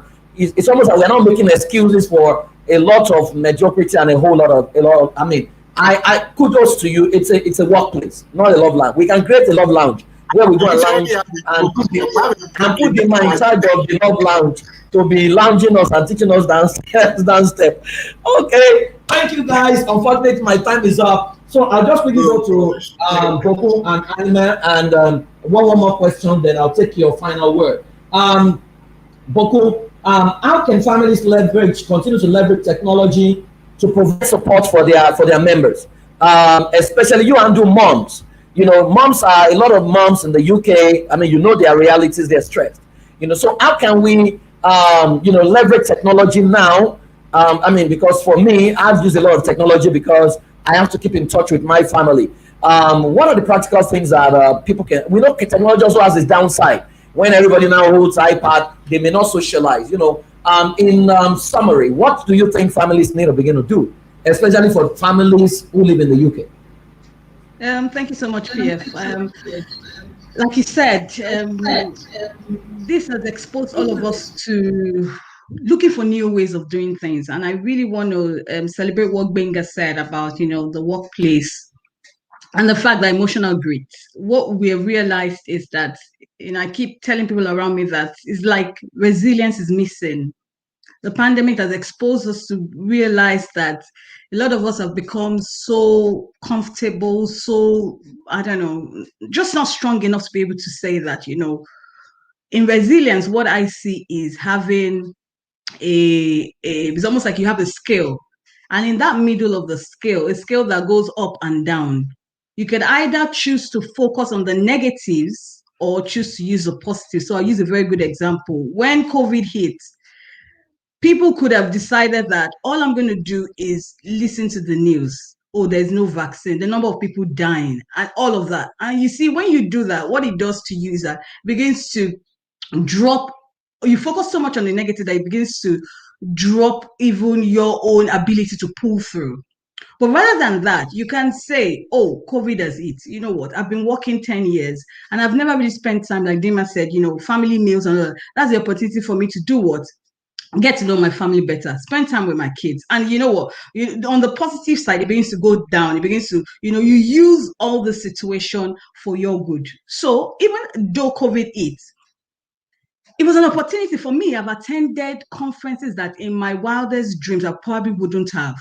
I've been to places that normally I've spoken to people that normally I wouldn't have been able to meet because of the physical need to go somewhere. So it's for us to take advantage of what of what COVID has taught us, as well as technology.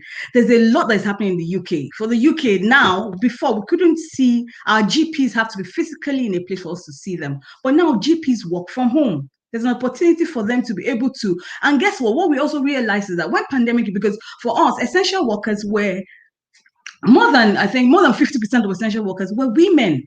And these women also had family to run, but they had to be at the forefront of the pandemic. So there's a lot of adoption of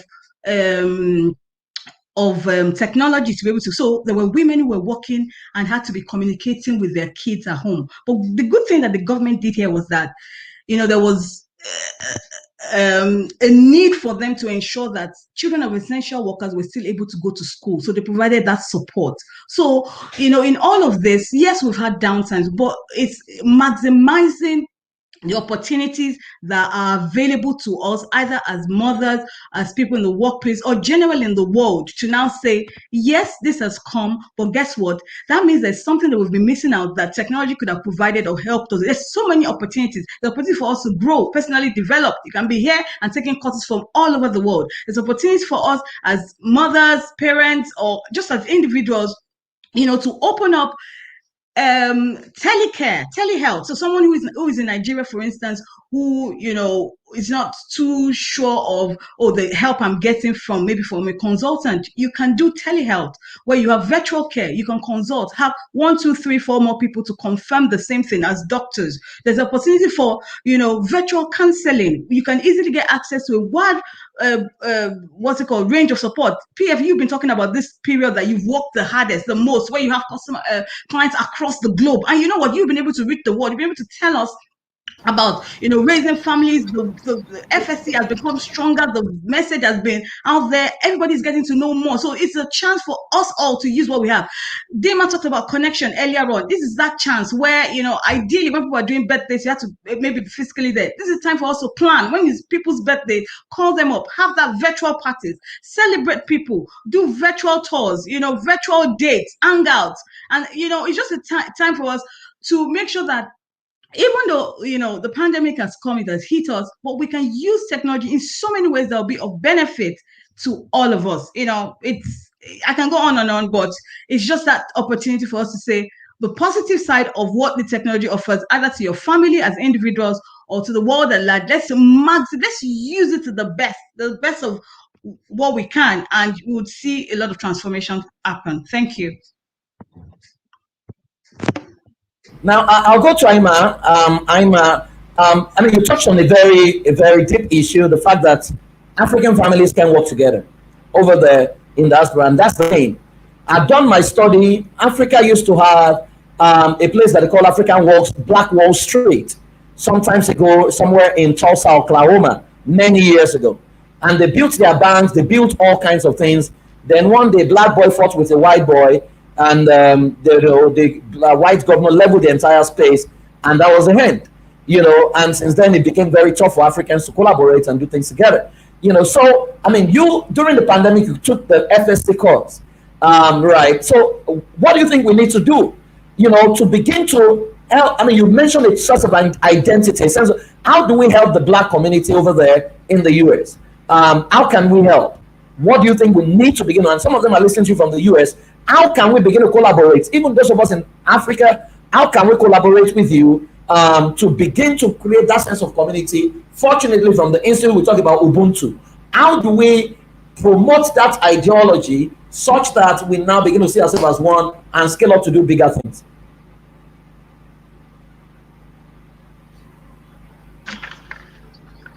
Okay. Can you hear me? Yes. Okay. So thank you again, PF. I think that collaboration is very, very key, maybe now more than ever. And the very first step that I would recommend is going to start with changing our mindsets, re-engineering our mindsets about who we are as a body, and then we'll be able to move forward. We are immigrants. There is a reason why we became immigrants. If we always think about the why, maybe that would help us to understand things better. Now, I kind of put up because this issue of collaboration is very key. I see it in my community. I have people in my community here in Iowa where I live who are Nigerians. They're actually Nigerians, but you know, they talk down on other Nigerians. They don't want to see them. Why? Because you people are all corrupt. And I'm like, seriously, you people, we are all Nigerians. I understand that, you know, everybody is trying to maybe look out for themselves. But again, we look good as individuals, but collectively, we don't look good. Nigeria sits as the 14th country in the whole world with the worst quality of life. There are 17 countries that were outlined. All out of these 17 countries, 15 of them are African countries. There is some, and we think we're okay. No, we are not okay. So one of the first things that we need to do as immigrants to start this collaboration thing is, one, define our purpose. We have to have a shared sense of purpose. What is the purpose? It's not to enrich myself. It's not to say, okay, maybe my car is better than PF's car, or my house is bigger, or anything like that. It is to look at ourselves. It is to look beyond ourselves and start to think about humanity for what it is. One of the statements that greatly annoys me that people say is, oh, you know, just get your people out of Nigeria now. Hey, once your people are out, at least you can rest. I'm like, no. Because if I take my people out and you take your people out, and it is not everybody that can live. Even for those of us who are living, some of us came and said, oh, you know, when we first got here, they say, you know, there's this Yoruba saying that wakore okodele, right? And we used to say, oh, amen, amen. But you know, the more we think about it, like, no, there's no, we used to say, no, we are here, we're not going Erioko anywhere. Now it's different because our eyes are now open. We're okay, but we don't, until we have one successful African nation, we would not have global respect. And Nigeria sits as the giants of Africa, but then we're nothing to write home about.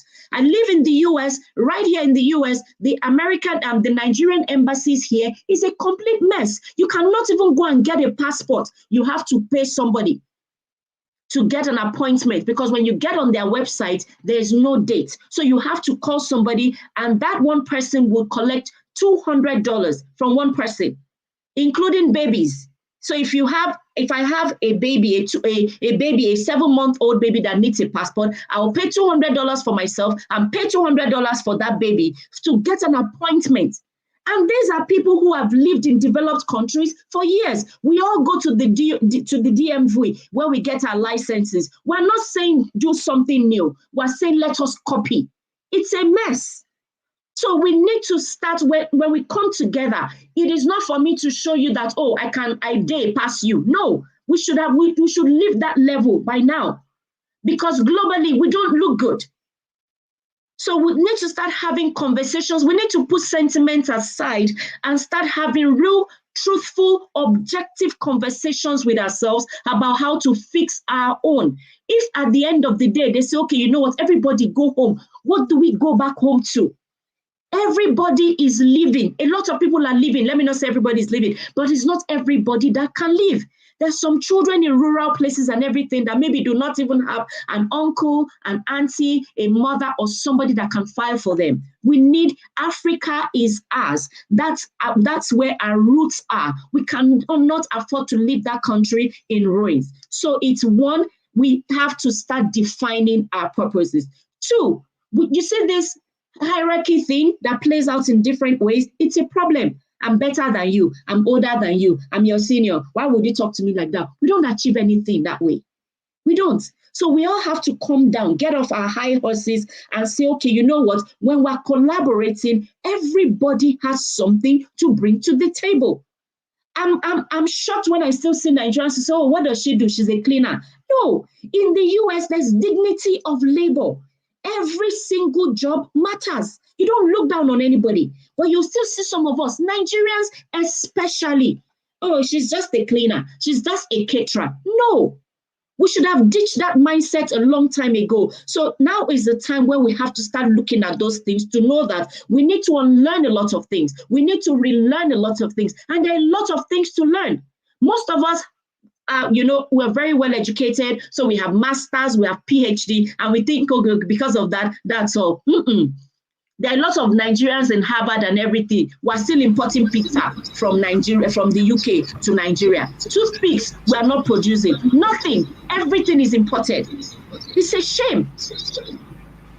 So those are the things. So we ditch the hierarchy and then we start to build a strong team of people who have different skills and perspectives. How do we do that? My thing is this. I would always say, if you're an immigrant, one of the greatest disservice that you can do to yourself is to come and say, oh, it's only me from Nigeria. I only relate with my Nigerian people and stay there.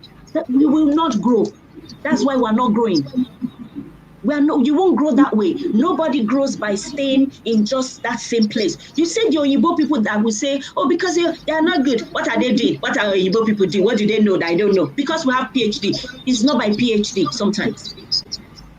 We have PhD and we're not producing anything. We're not doing anything. We're just there going to use our PhD to work in offices for people who are using their brains to be creative, and they're employing us in their jobs. So it's time for us to sit down and start saying, okay, you know what? We're going to get into that place. One, let us start assuming the roles of educators. But see, if we do not integrate, then how do you even educate the other side? We can't do that effectively. So we need to go in there, have a different mindset. Go with the mindset not to show or to say, oh, what do they know? What do they know? What do Igbo people know? What do Igbo people know? And every single day, people are crossing, wanting to come over to the US. Why are we doing that? Why can't we just sit in our country when our country is the best? We're the best. We know, we are paying. We can as well sit down there. So why are we crossing over? It means there's something here that we're looking for. But when we get to the diaspora, where each of us, maybe have the opportunity to get to, let us start thinking, what can I learn in this particular place so that I will take back to my community? Just like PF said, there are Indians here. There are Asians here, there are Mexicans here. They learn, they do any job, right, to survive. They don't look down on each other. They work in clusters. But for us, oh, I'm better. Oh, I'm this. We can't do that. We can't continue to do that. We have to start thinking about these things. We have to start talking about them. Let's be open-minded. We can't learn anything when we're close-minded and the way we grew up, that's how we've always done it. That's why we're still where we are today, and we're not making progress. We have left the jungle. Let us stop behaving like jungle people. At least we're now in the city. Let us adopt a new, re-engineer our school of thought. We can integrate. Integration is actually when an individual, you will maintain your own heritage and your culture. But again, we want to understand how this other society works, if only for the purpose of education. I'll give you an instance, right? The way we grew up in Nigeria, they will say, when you're talking to I grew up in the Yoruba culture, right? So when we're talking to other people and you're looking at them, you see me, you're looking at like that. My friend so we're like this. We grew up talking to older people like this. So it even happened to me. When I came to the US, I couldn't look people in the eyes. But here, when you come here and they're talking to you and you cannot maintain eye contact, it's two things. You're very dishonest, you're telling lies, or you're hiding something. And they don't even trust you. But then you see people will keep doing the same thing. Oh, is it me you're talking to like that? Is it me? Just like we said, we have to go back to the family and start righting those wrongs from the family. Let's collaborate from the family. We tell our children, what's wrong with you? You cannot play with them. You want to play with those Igbo children. What do they know that you know? That you don't know. Meanwhile, in our homes, I've seen people who have lived abroad for years. You don't have one Oyinbo friend. There's a problem. Okay. So you're not open to learning.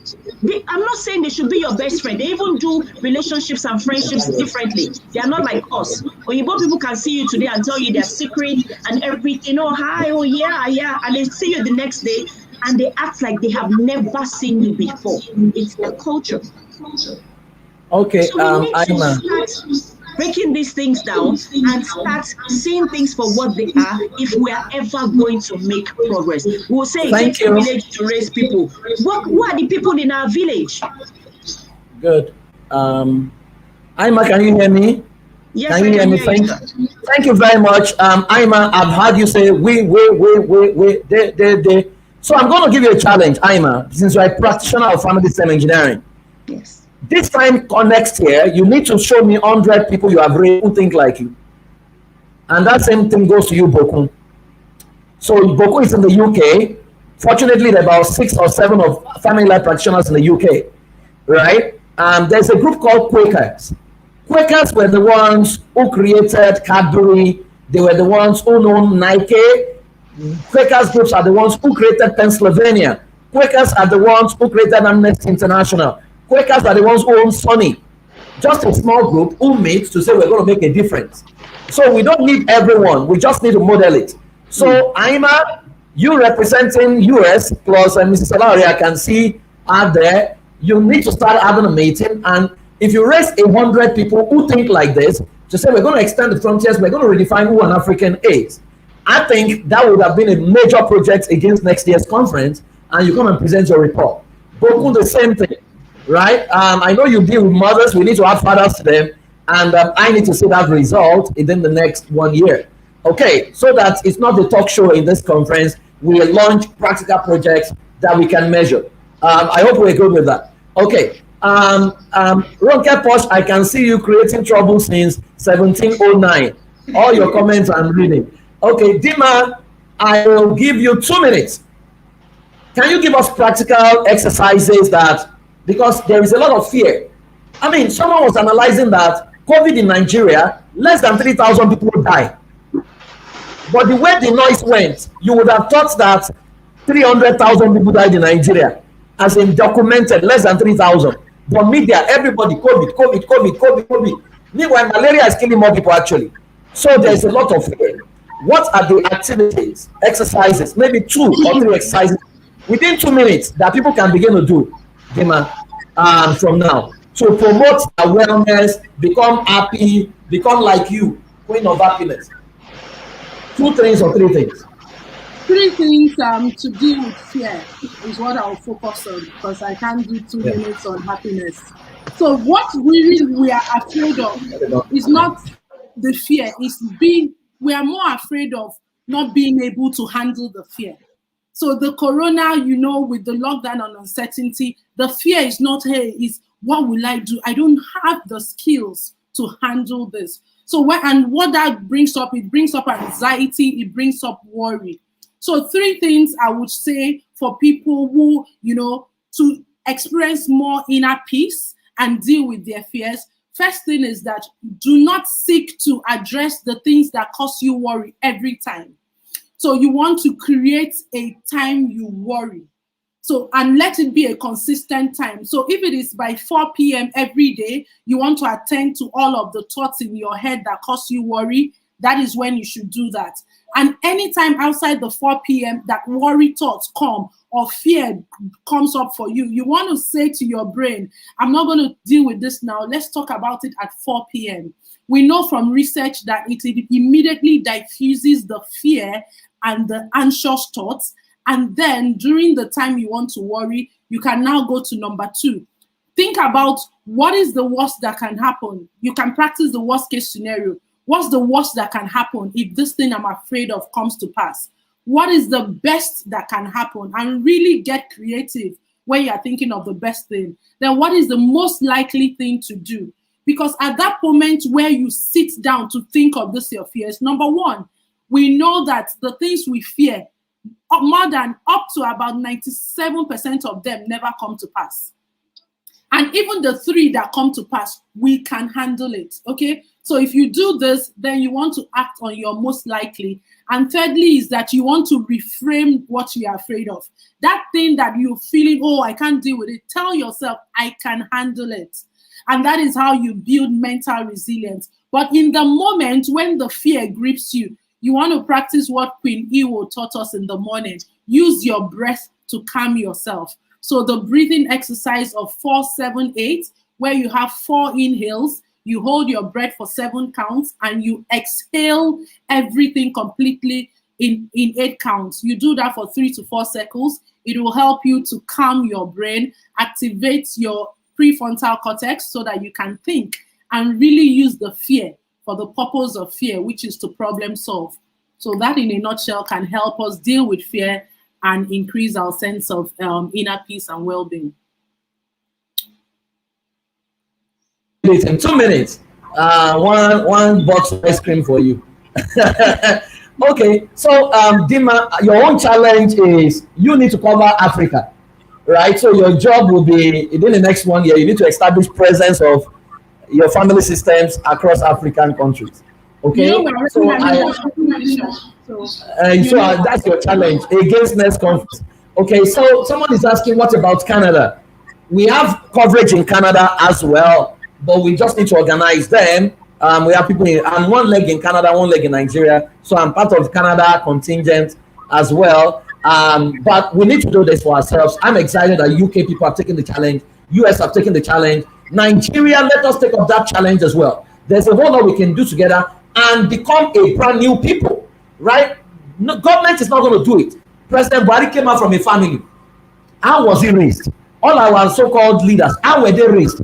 But the future President Buhari are in our families right now. We need to do something. That's why we do family system engineering, because if you don't learn how to recondition people and re-engineer their mind, nothing is going to work. Benga, your own assignment is to sit with us and show us how we can take this body of knowledge into the corporate world. But what will be your final word, Benga, for all the people, CEOs, employees, everyone listening, family people? What will be your final word for them? For practitioners, I would love to see more products, technology products that can help you do assessments.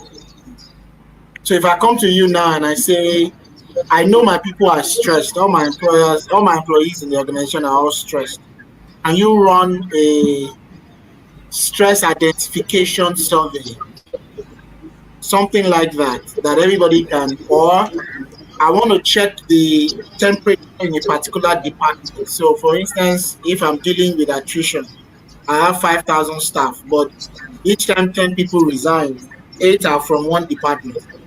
I need to be able to run a dedicated survey that looks at how what's going on in there. We need practitioners who are involved in developing such tech products. There are 1 or 2 that are in the market, but they are designed by pure tech people. So the science and the principle is not there, right? So we need more of that. I will stress it again to everyone in here. Please, we need more enterprise-focused solutions. And generally for governments, right, we need more. I'm still not seeing enough research papers, enough. I don't know why I'm echoing. I'm still not seeing enough research. So, for instance, the has come and gone in quotes in Nigeria, right, and even in some parts of Africa. We're already seeing more data come out of Europe and America and the UK, but in Nigeria and Africa, we are not seeing enough data, even just primary data to say. This is the number of cases we had in abuse at home. This is the percentage spike in depression. This whatever we can put out that is tied to family life and things like that. Are we having more agitation around people getting married? Do we have more homes that went their different ways? There are different, and we don't have to wait till it is one massive Nigeria family health report, whatever. Let's be putting out things in bits and pieces. Let's focus on sectors. Did the lockdown pandemic affect the financial service sector more than it did engineering? Such tidbits, and I'm putting this challenge to you, PF, is something that needs to begin to come out from the corporate world.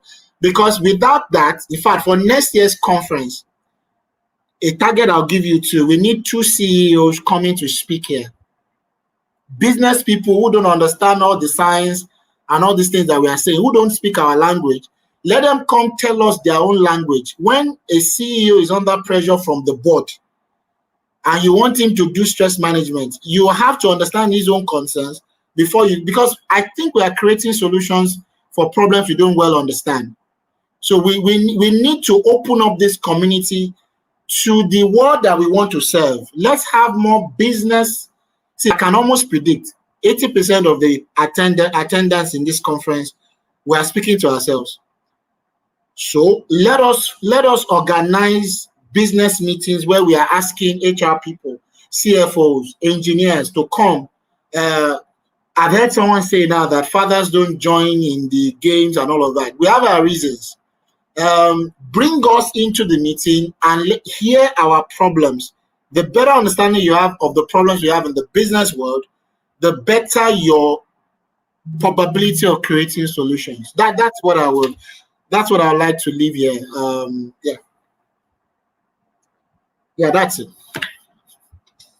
I promise you that you will see. I promise you that you will see a lot of meetings and hangouts going on. I've noted some of the things you said. Interesting thing is that we already have some plans to do some symposiums and all selected symposiums. And so we will get the CEOs in a group. Yeah, you want to say something? Sorry. So there is the average 7 out of 8 line managers in Africa, and maybe banking, oil and gas, sales, are under pressure. This community should be able to create. Don't talk about anger management when you have not talked about anger assessment. Don't talk about stress management when you have not talked about stress assessment. In that you can scientifically give me. And you know the interesting thing, we have products like this in America and Europe. My problem is the algorithm behind it does not recognize Africa. So some of us just need to sit down with whatever has been developed, meet with psychologists, the British Association of, what's their name now? There's a British, it's very strong, of therapies and people who do psychoanalysis, a very strong association in the UK. They are one of the most respected around the world. If we sit with them, you would see a product that already exists that we just need to look at the science behind and say that, let me give you an example. In recruitment, for instance, if I run an entry-level recruitment and I have 50,000 people apply, I can tell you for free, 45,000 of them are from Lagos, Abuja, Port Harcourt. So if I use 70% to score the average applicant from Lagos, if I go to the east, I must reduce it to about 60-50. If I go up north, I must reduce it to 30 or 25, or else I won't have people. So I cannot just in a blanket way say Nigerian undergraduates are not employable. Point is that the level of intelligence and mental prowess that we have as a nation differs from one region to the other. And if you now consider that for Africa, Nigerians are more eager and passionate and forward than Ghanaians. Ghanaians, their ladies are more forthright and hardworking than the guys. Those are nuances that exist in Africa that we need to create, gather that science and put behind technology products. Because again, like I say, we are too focused on retail solutions and we are talking one-on-one. Can we deploy therapy for 1 million people, deploy therapy for 10 million people, and that way we can lower the price and scale the solutions?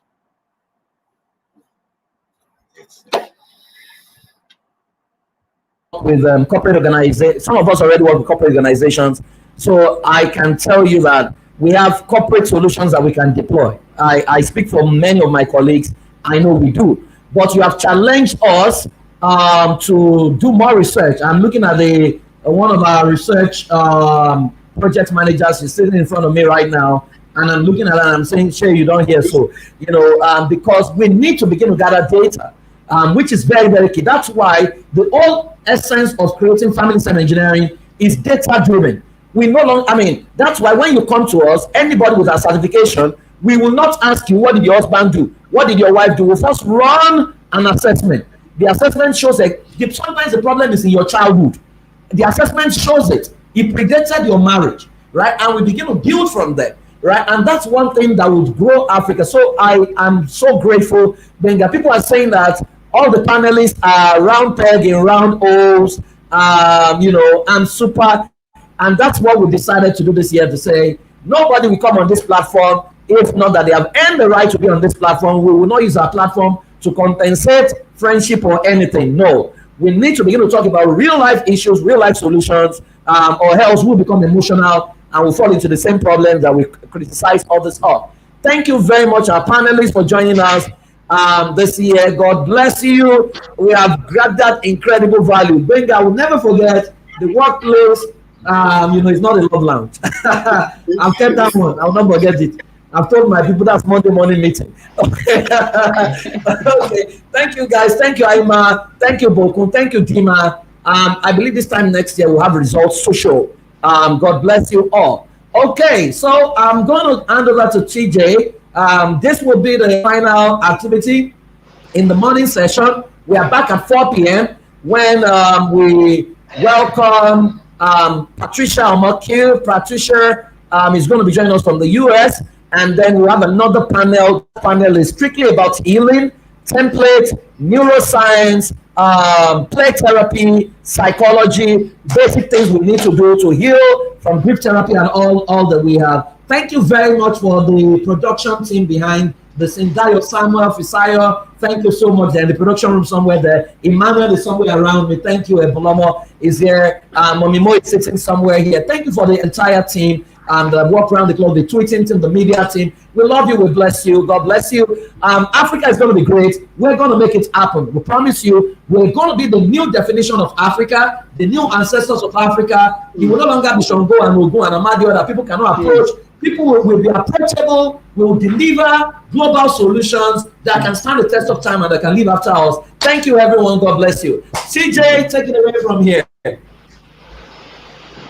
Thank you so much. Thank you so much, Praise Forward. Thank you, Aima.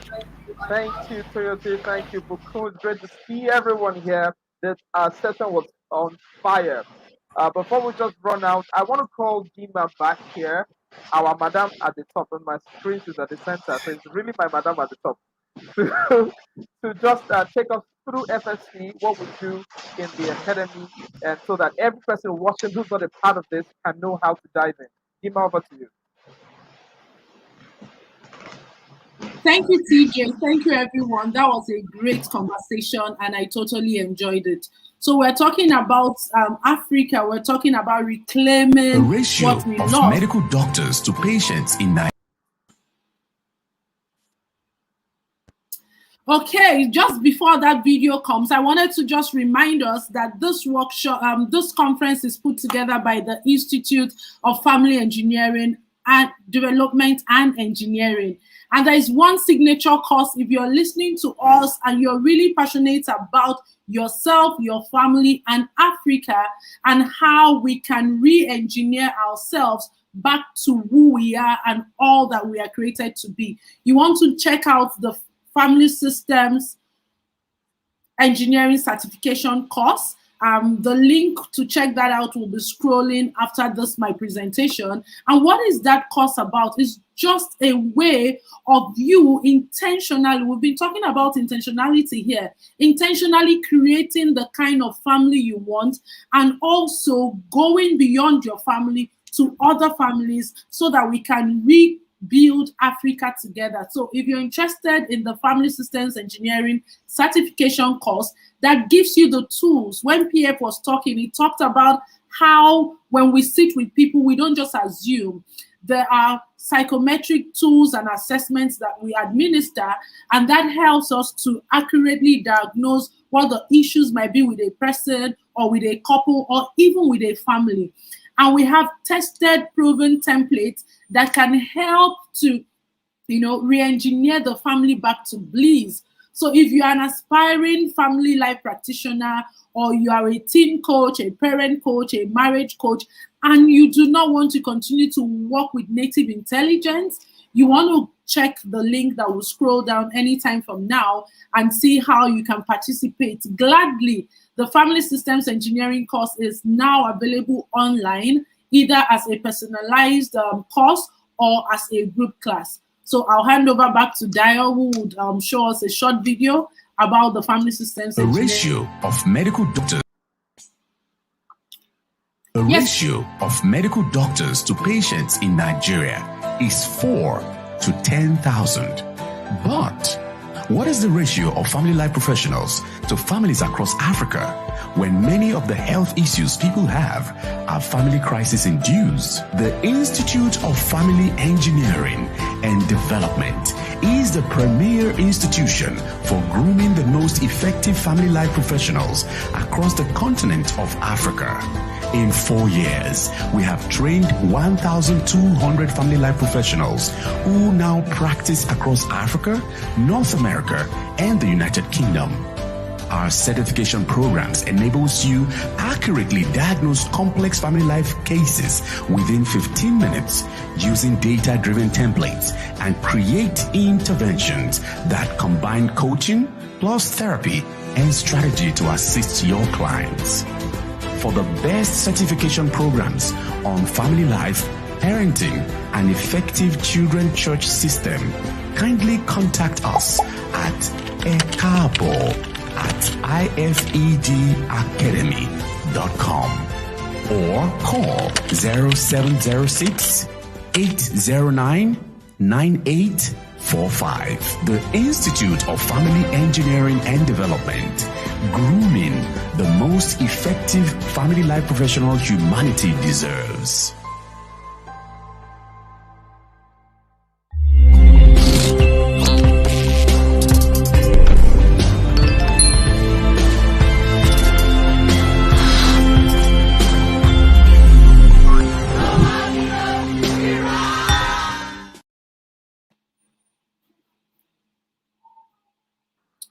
Okay, so that was the short video. Like you can see, the link for you to check out the Family Systems Engineering certification program is scrolling down now. So we hope to get you in. We hope to share this tested and proven template with you that can help you enjoy personal well-being, family well-being, and of course, take it down to Africa, so that I strongly believe that we can rebuild Africa back to its glory, but we have to start from our families. And this course will give you the skills that you need, not only for yourself, but to work professionally with other families. So please check out the link and we'll be glad to have you in. Okay, so back to TJ so that we can wrap up today's the first session. And I hope that you had fun and you are coming back to join us in the evening session. The evening session will be starting at 4 p.m. TJ, back to you, please. I think you have wrapped up the event. So all I just want to say is thank you everyone who has followed us. If you were not following, then we would have just been conversing with ourselves. That would have just been like a phone call between us. But because you participated, we are excited that value has been spread abroad. So I just want to say a big thank you to everyone who has followed. A big thank you also to the team behind, Dio and the team behind. A big thank you to our guy at the top, Praise Forward, and Madam at the top, and every other leader of the Academy, the Institute. Thank you for putting this together. Thank you also to every family who is working to get their family out of this struggle. I want to say we look forward to a great time by 4 p.m. 4 p.m. West African time. You don't want to miss what's going to happen. Patricia Mokri is going to come in so hot, and we have a list of panelists who will take the conversation higher from where this set has started. So once again, a big thank you to everyone, and we look forward to 4 p.m. So please go eat some lunch, rest a bit, and come back, load some data, and change your network if it was cracking, so that you can have a good time with us by 4 p.m. So God bless you all. For me, it's bye for now till 4 p.m. And Dima, I'll see you then. It's also a bye for me now, and catch you again at 4 p.m. By the way, TJ, lovely moderation. Thank you so much for always bringing laughter to the show. God bless you. Yes, sir.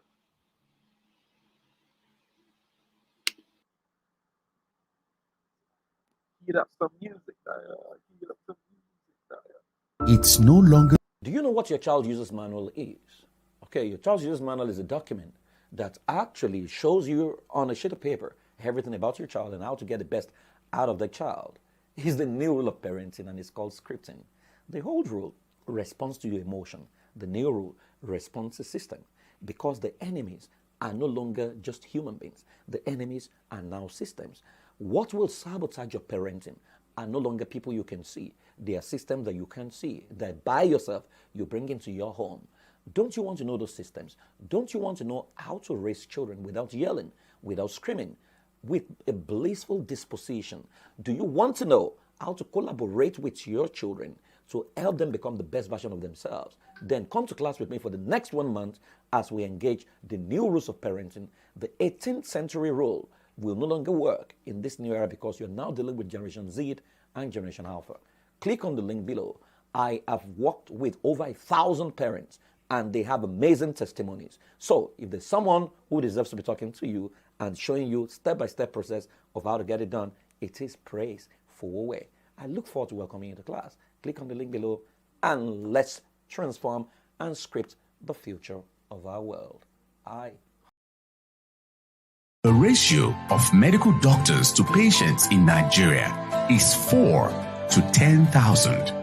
But what is the ratio of family life professionals to families across Africa when many of the health issues people have are family crisis induced? The Institute of Family Engineering and Development is the premier institution for grooming the most effective family life professionals across the continent of Africa. In 4 years, we have trained 1,200 family life professionals who now practice across Africa, North America, and the United Kingdom. Our certification programs enables you accurately diagnose complex family life cases within 15 minutes using data-driven templates and create interventions that combine coaching plus therapy and strategy to assist your clients. For the best certification programs on family life, parenting, and effective children church system, kindly contact us at ekabo@ifedacademy.com or call 0706 809 9845. The Institute of Family Engineering and Development, grooming the most effective family life professional humanity deserves.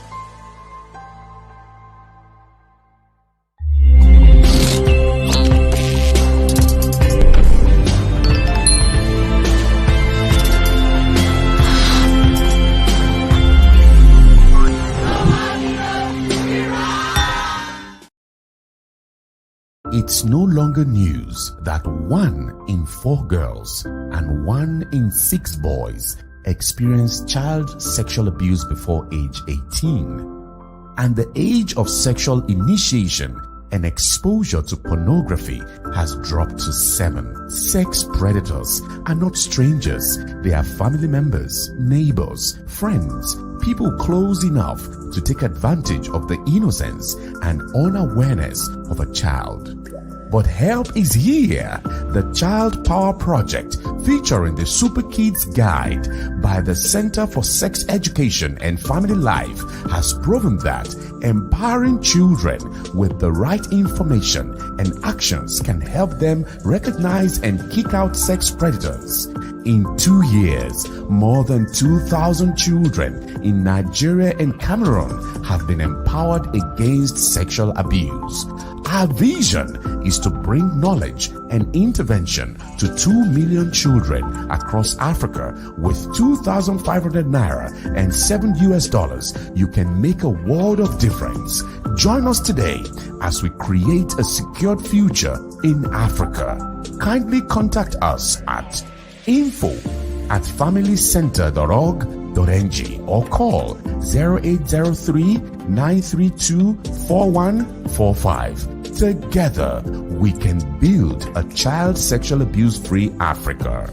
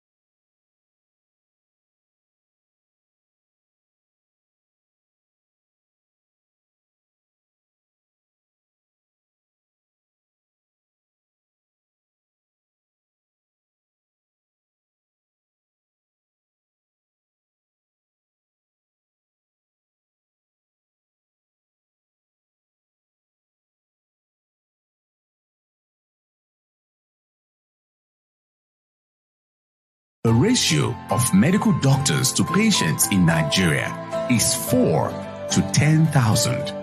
But what is the ratio of family life professionals to families across Africa when many of the health issues people have are family crisis induced? The Institute of Family Engineering and Development is the premier institution for grooming the most effective family life professionals across the continent of Africa. In 4 years, we have trained 1,200 family life professionals who now practice across Africa, North America, and the United Kingdom. Our certification programs enables you accurately diagnose complex family life cases within 15 minutes using data-driven templates and create interventions that combine coaching plus therapy and strategy to assist your clients. For the best certification programs on family life, parenting, and effective children church system, kindly contact us at ekabo@ifedacademy.com or call 0706 809 9845. The Institute of Family Engineering and Development, grooming the most effective family life professional humanity deserves.